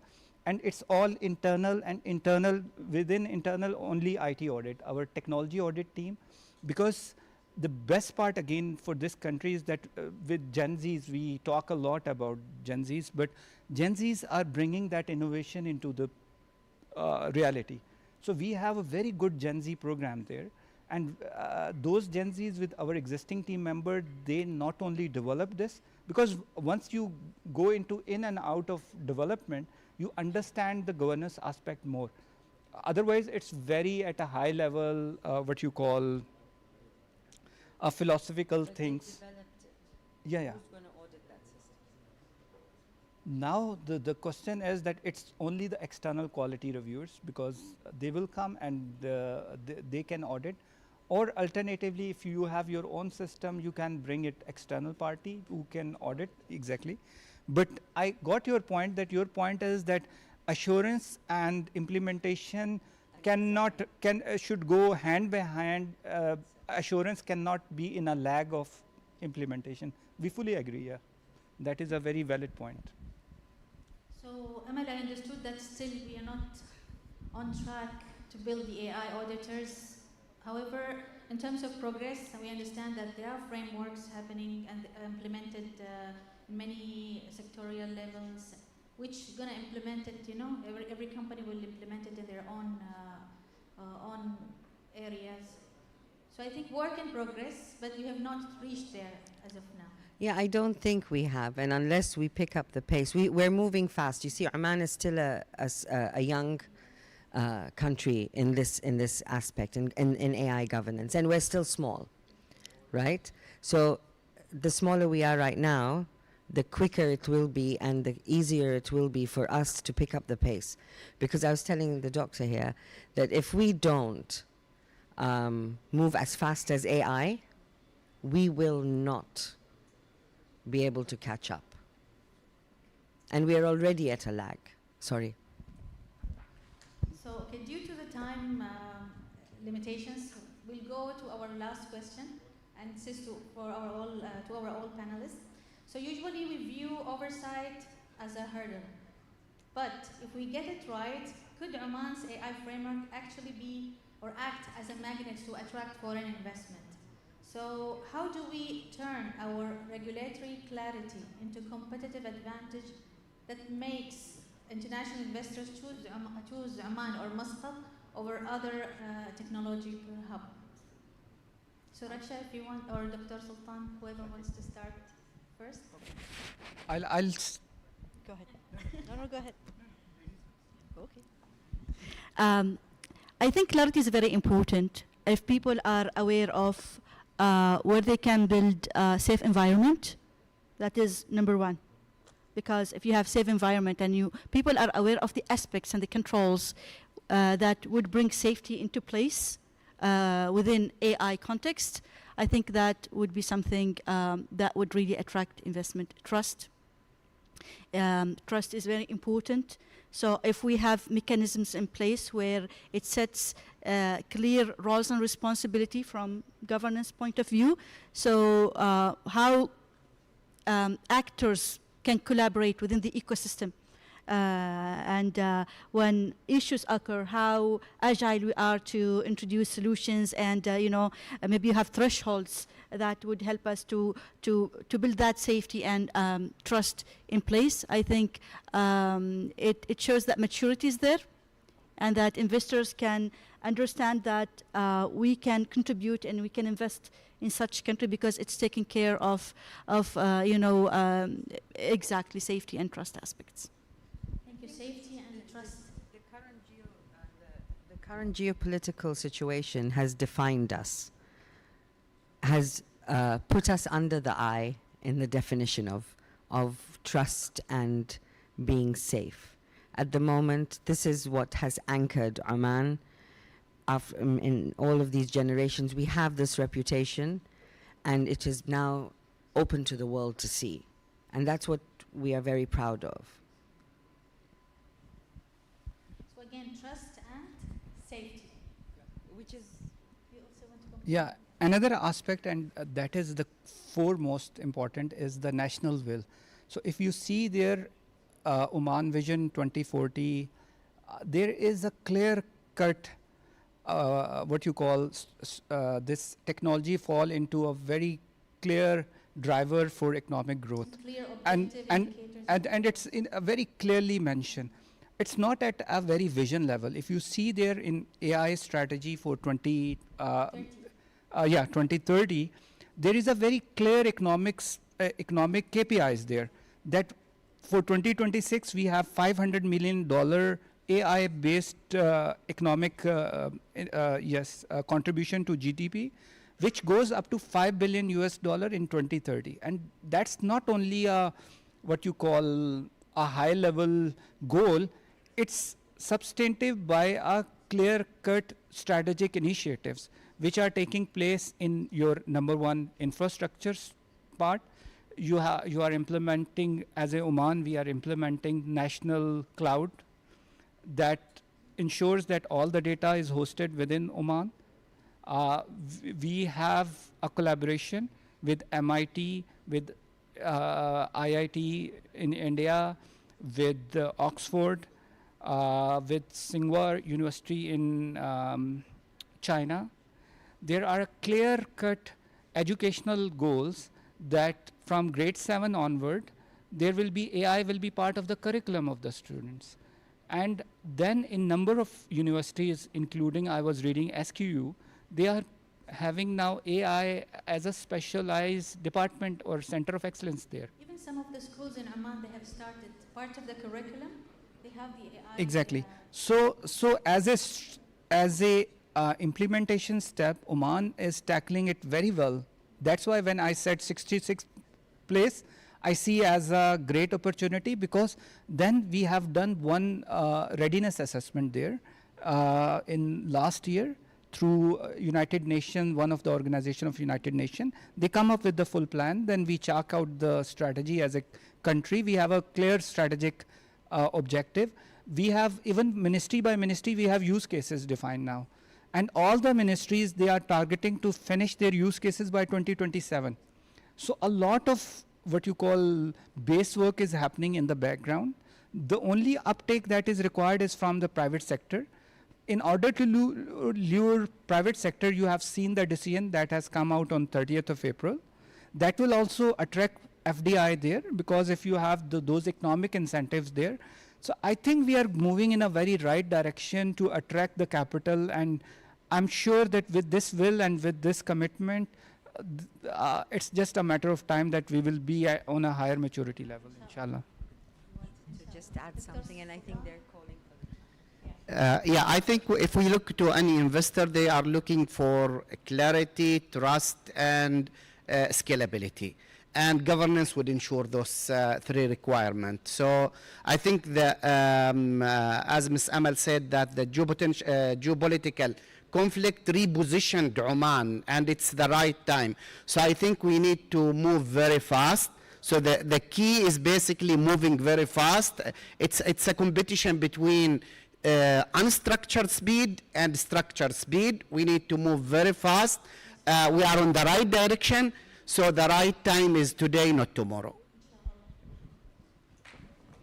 Please give a big round of applause to our esteemed panelists. And I'm sure that all of you benefited out of, because personally, I got a lot of insights on how to harmonize the rules in Oman to fit or to at least accommodate different sectors, and what human and loop looks like and work hand in hand with AI, and also clarity of regulations and the trust, scalability can actually help us in attracting foreign direct investment. So thank you, everyone. And I don't know, we have time for the question and answer, or no time? Okay, cool. So the panels are available if anyone would like to ask them any question. Thank you very much. Thank you.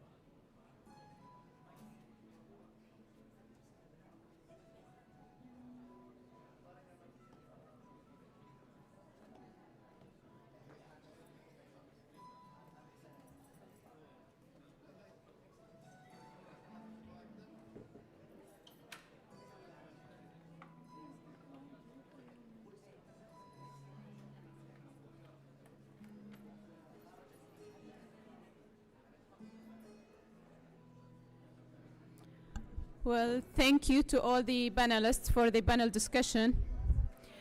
Before we conclude, I would like to take a moment to recognize our organizers. This event would not have been possible without your teamwork and commitment, and your outstanding efforts played a key role in making this event a great success. May I kindly invite Dr. Ahmed Al-Abdali to join us on stage with Mr. Abbas Al-Lawati to recognize our organizers.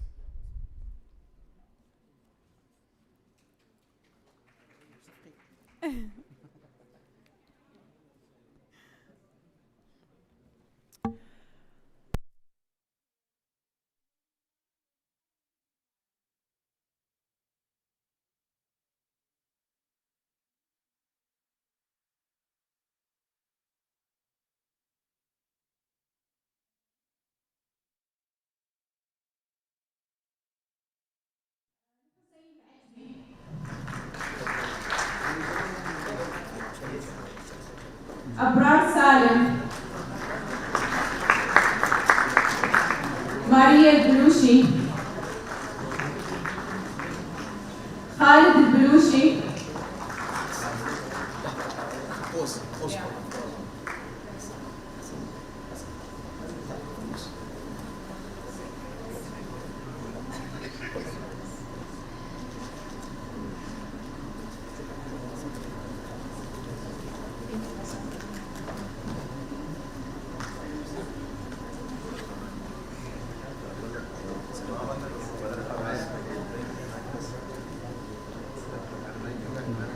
Thank you guys for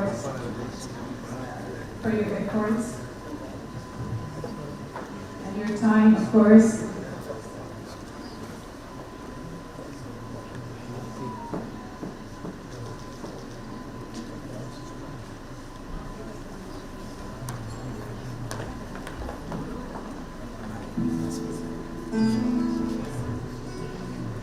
خالد البلوشي.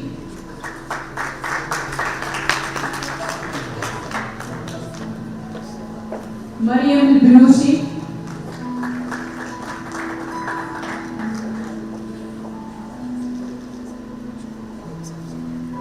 شهد السيابي.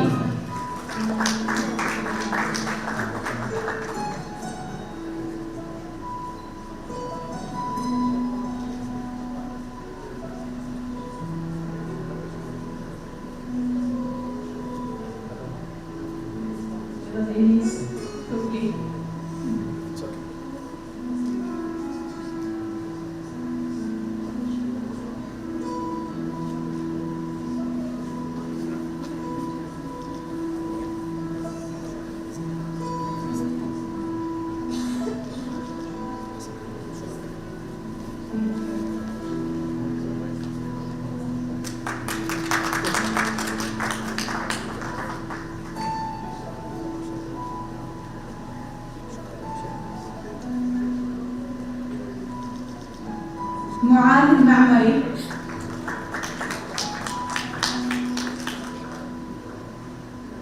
المعتز العامري.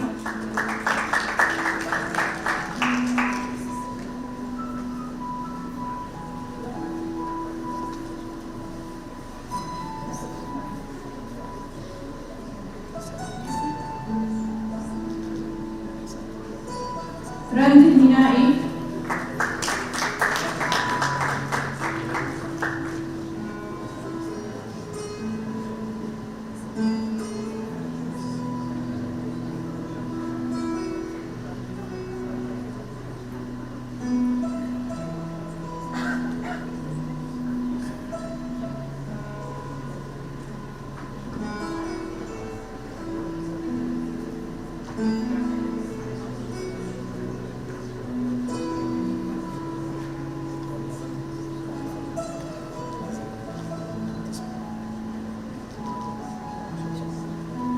مهند الزجالي.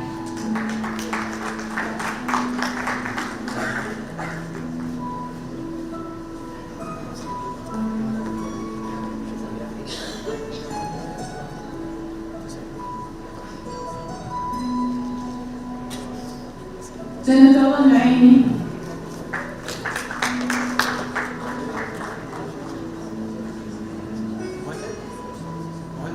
شهادتك ايش مكتوب فيها؟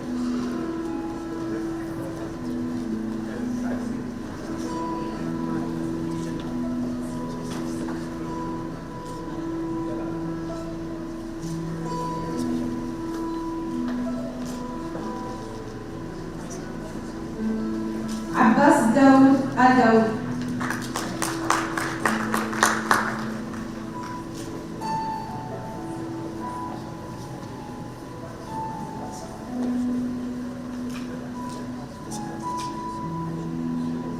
عيسى الطوخي.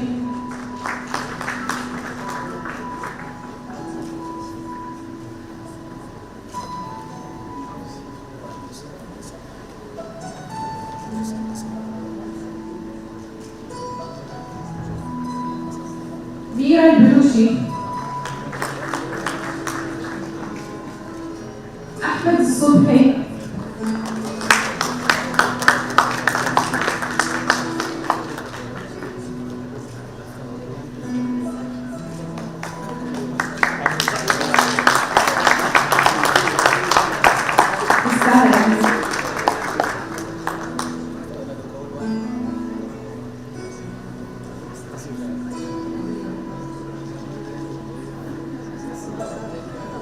فاطمة البطاشي.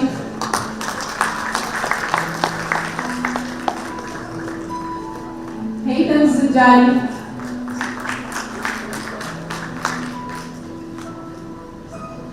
أحمد السرحاني.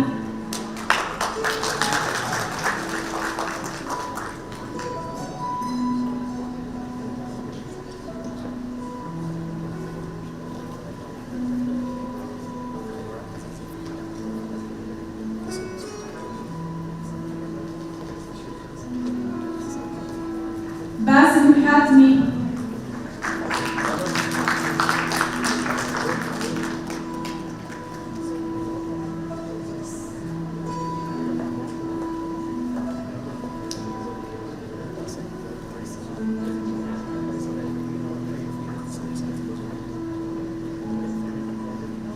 عبد الرحمن الكليبي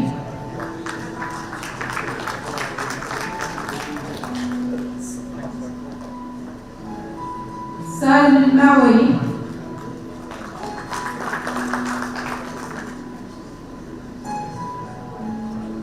أيمن البلوشي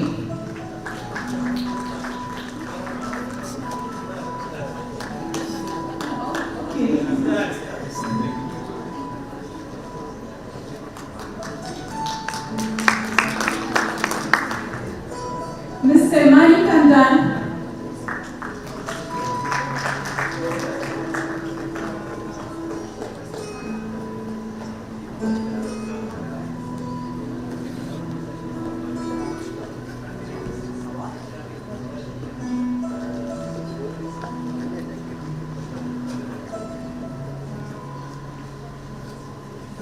مس جاية لطفي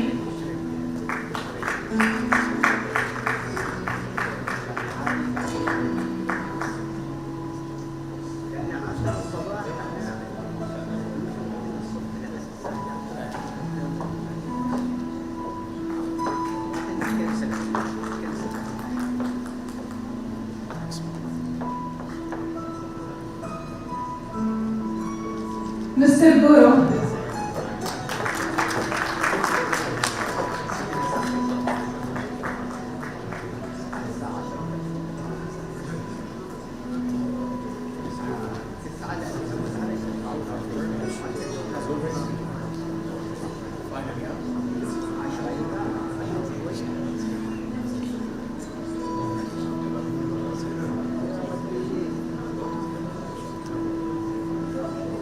سلطان حمداني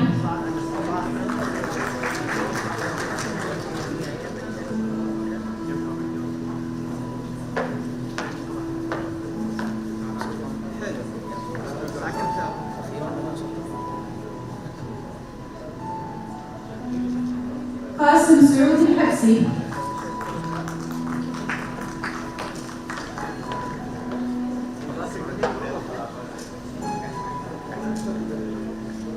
طلال العاصمي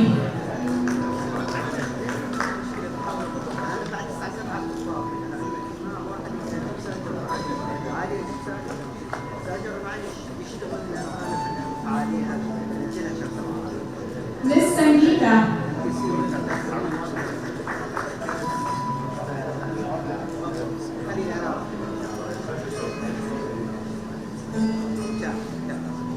مستر داورا كابول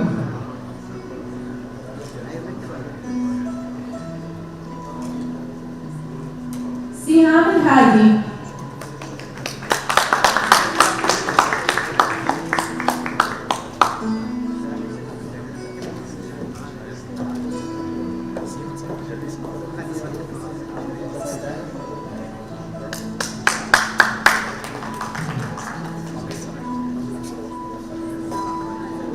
خزينة البحري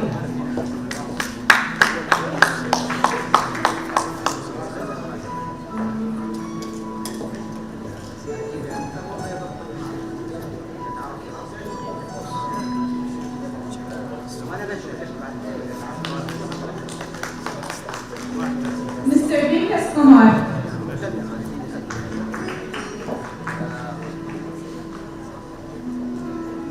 مس فايزة الجابري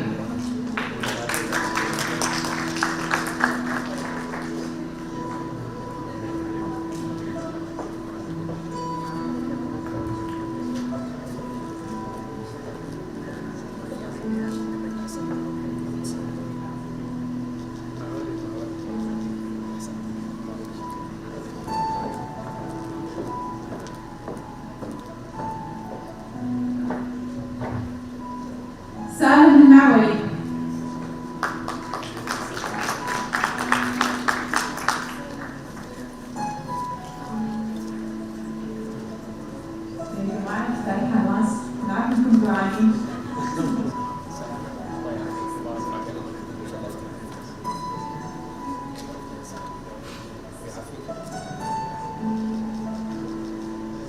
Ms. C.A. Shalini.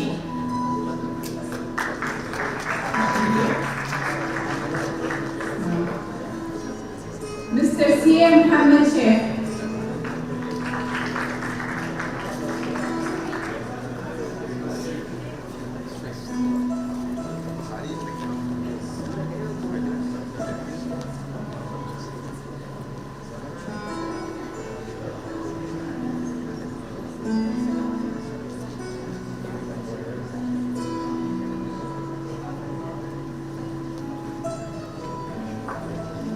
Ms. C.A. Sarita.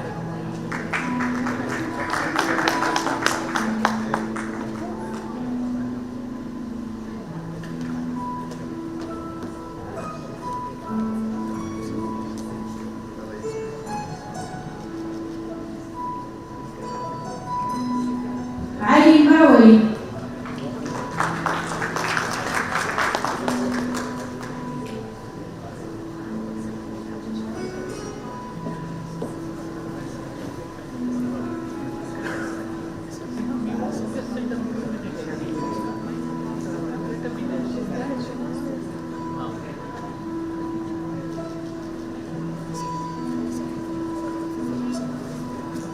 And Afrah Ghafri.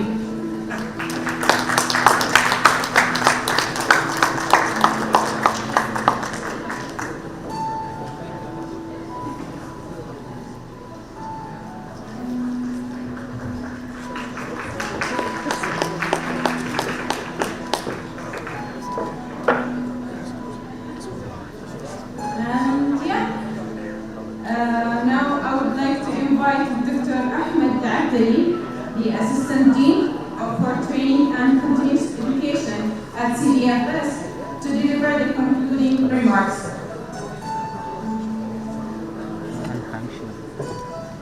Concluding remarks. Assalamu alaikum.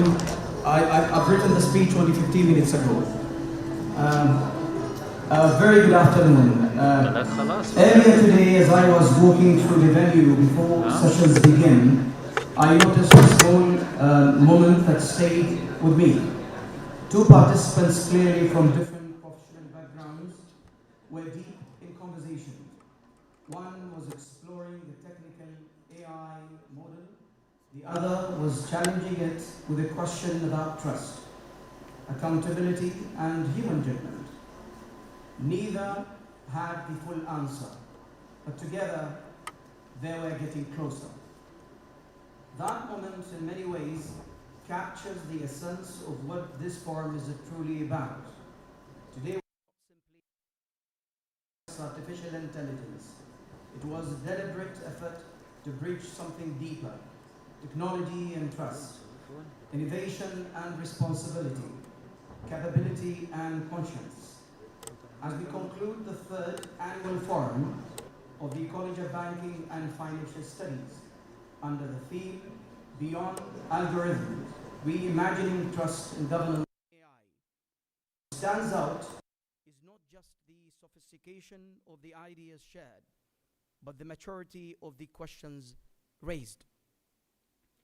We spoke about AI in auditing, in risk, in fraud detection, and in financial decision making. But beneath all of that was a more fundamental realization. Technology does not redefine trust. People do. And if there is one thing this forum has reinforced, it is this: the more advanced our tools become, the more deliberate we must be about the values that guide them. As Dr. Suad highlighted in the first panel discussion today, this morning. At the College of Banking and Financial Studies, our role goes beyond delivering programs or hosting forums. We see ourselves as enablers of ecosystems, where professional bodies, industry leaders, and future talents intersect, challenge one another, and grow together. This is why our collaboration with professional chapters is not incidental, it is strategic.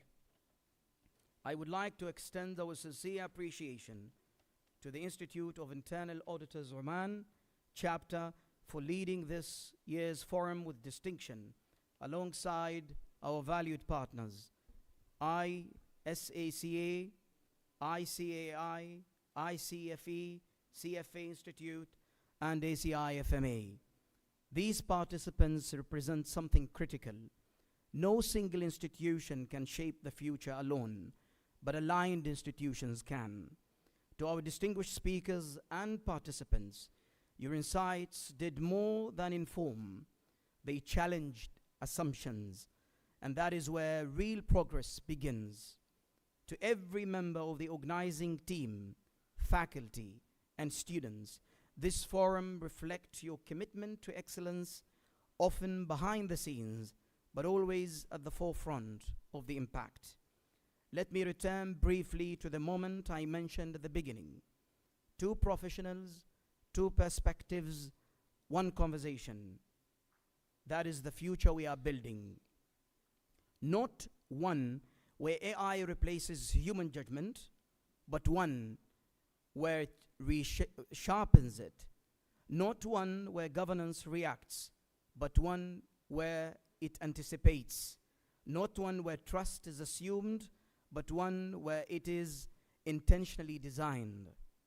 So, as you leave today, I invite you to carry one simple question with you.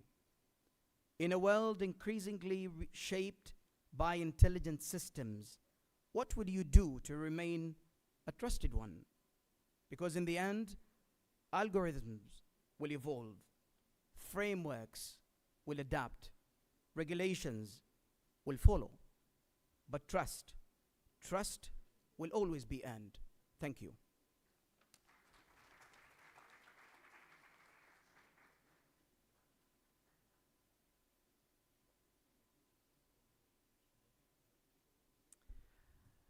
Well, we would like to invite Mr. Abbas Al-Lawati and Mr. Walid Al-Abri to the stage to conduct the prize draw. We have actually 2 gifts to be awarded to the participants who registered through the QR code. Can you please scan the QR code? And we have like 2 gifts. Sorry, تعبناك. هناك. Yeah.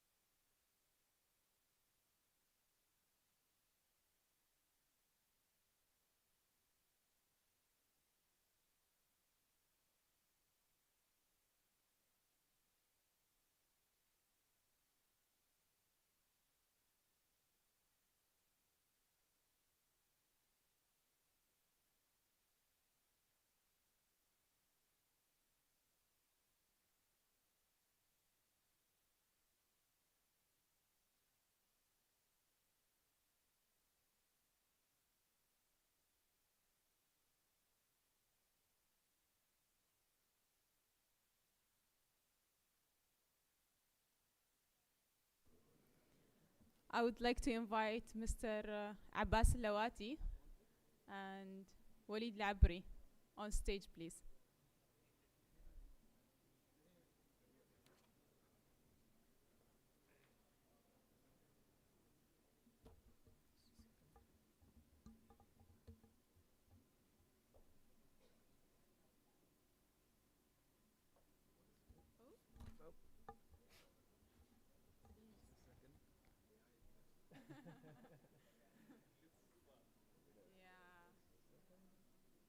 Here we go.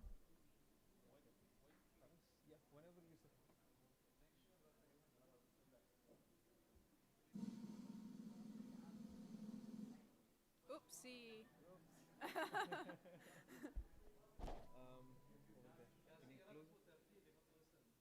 Yeah.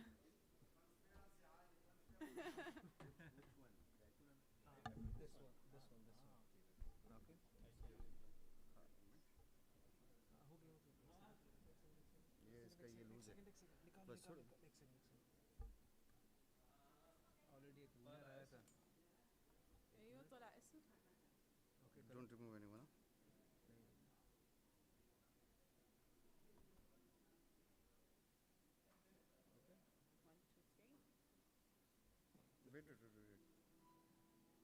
Yeah. That's cable. Wait, don't touch.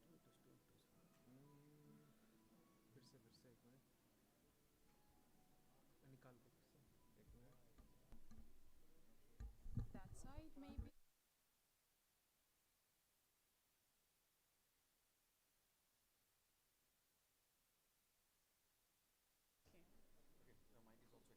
You can say 3, 2, 1 and you can start.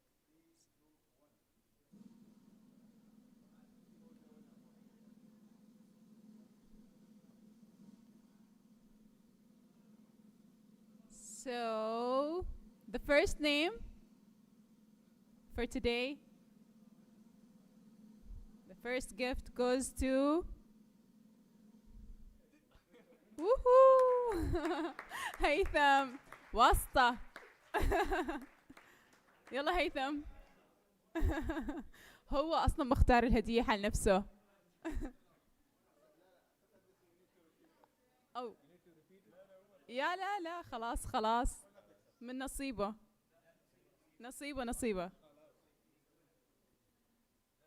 So مبروك هيثم. Yeah.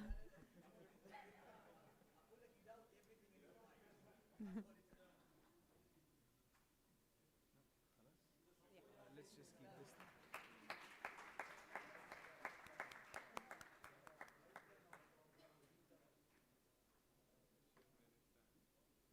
انتهى شكله.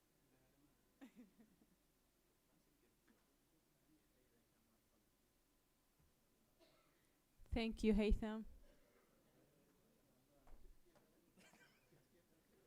One of the top organizers for today, mashallah Ali. Only one, right? Two. Another one. Yeah. Just 1 second. HDMI cable. Just a minute.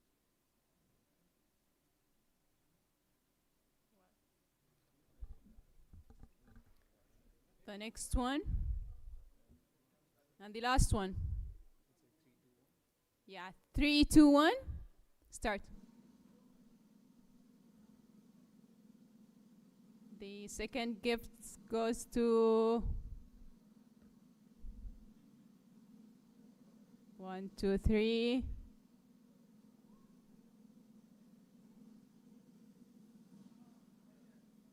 يلا. مبروك. أحلام حبيب مبروك.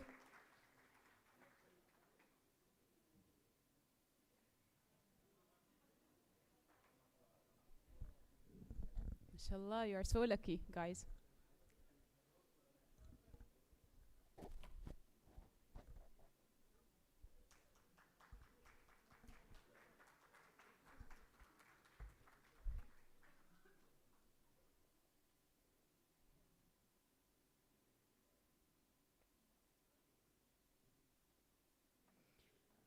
Thank you. Thank you, Mr. Abbas, Dr. Walid Labri. So, yeah, of course. All of them are waiting for this moment. As we come to the close of today's forum, I would like to thank all our speakers, panelists, moderators, and organizers for sharing their valuable insight and experience. Thank you to the College of Banking and Financial Studies for hosting us and to the and support. Thank you all for your active participation, and we hope you found the session informative and engaging. This is Afrah Al-Ghafri from ACFE Oman chapter. Thank you.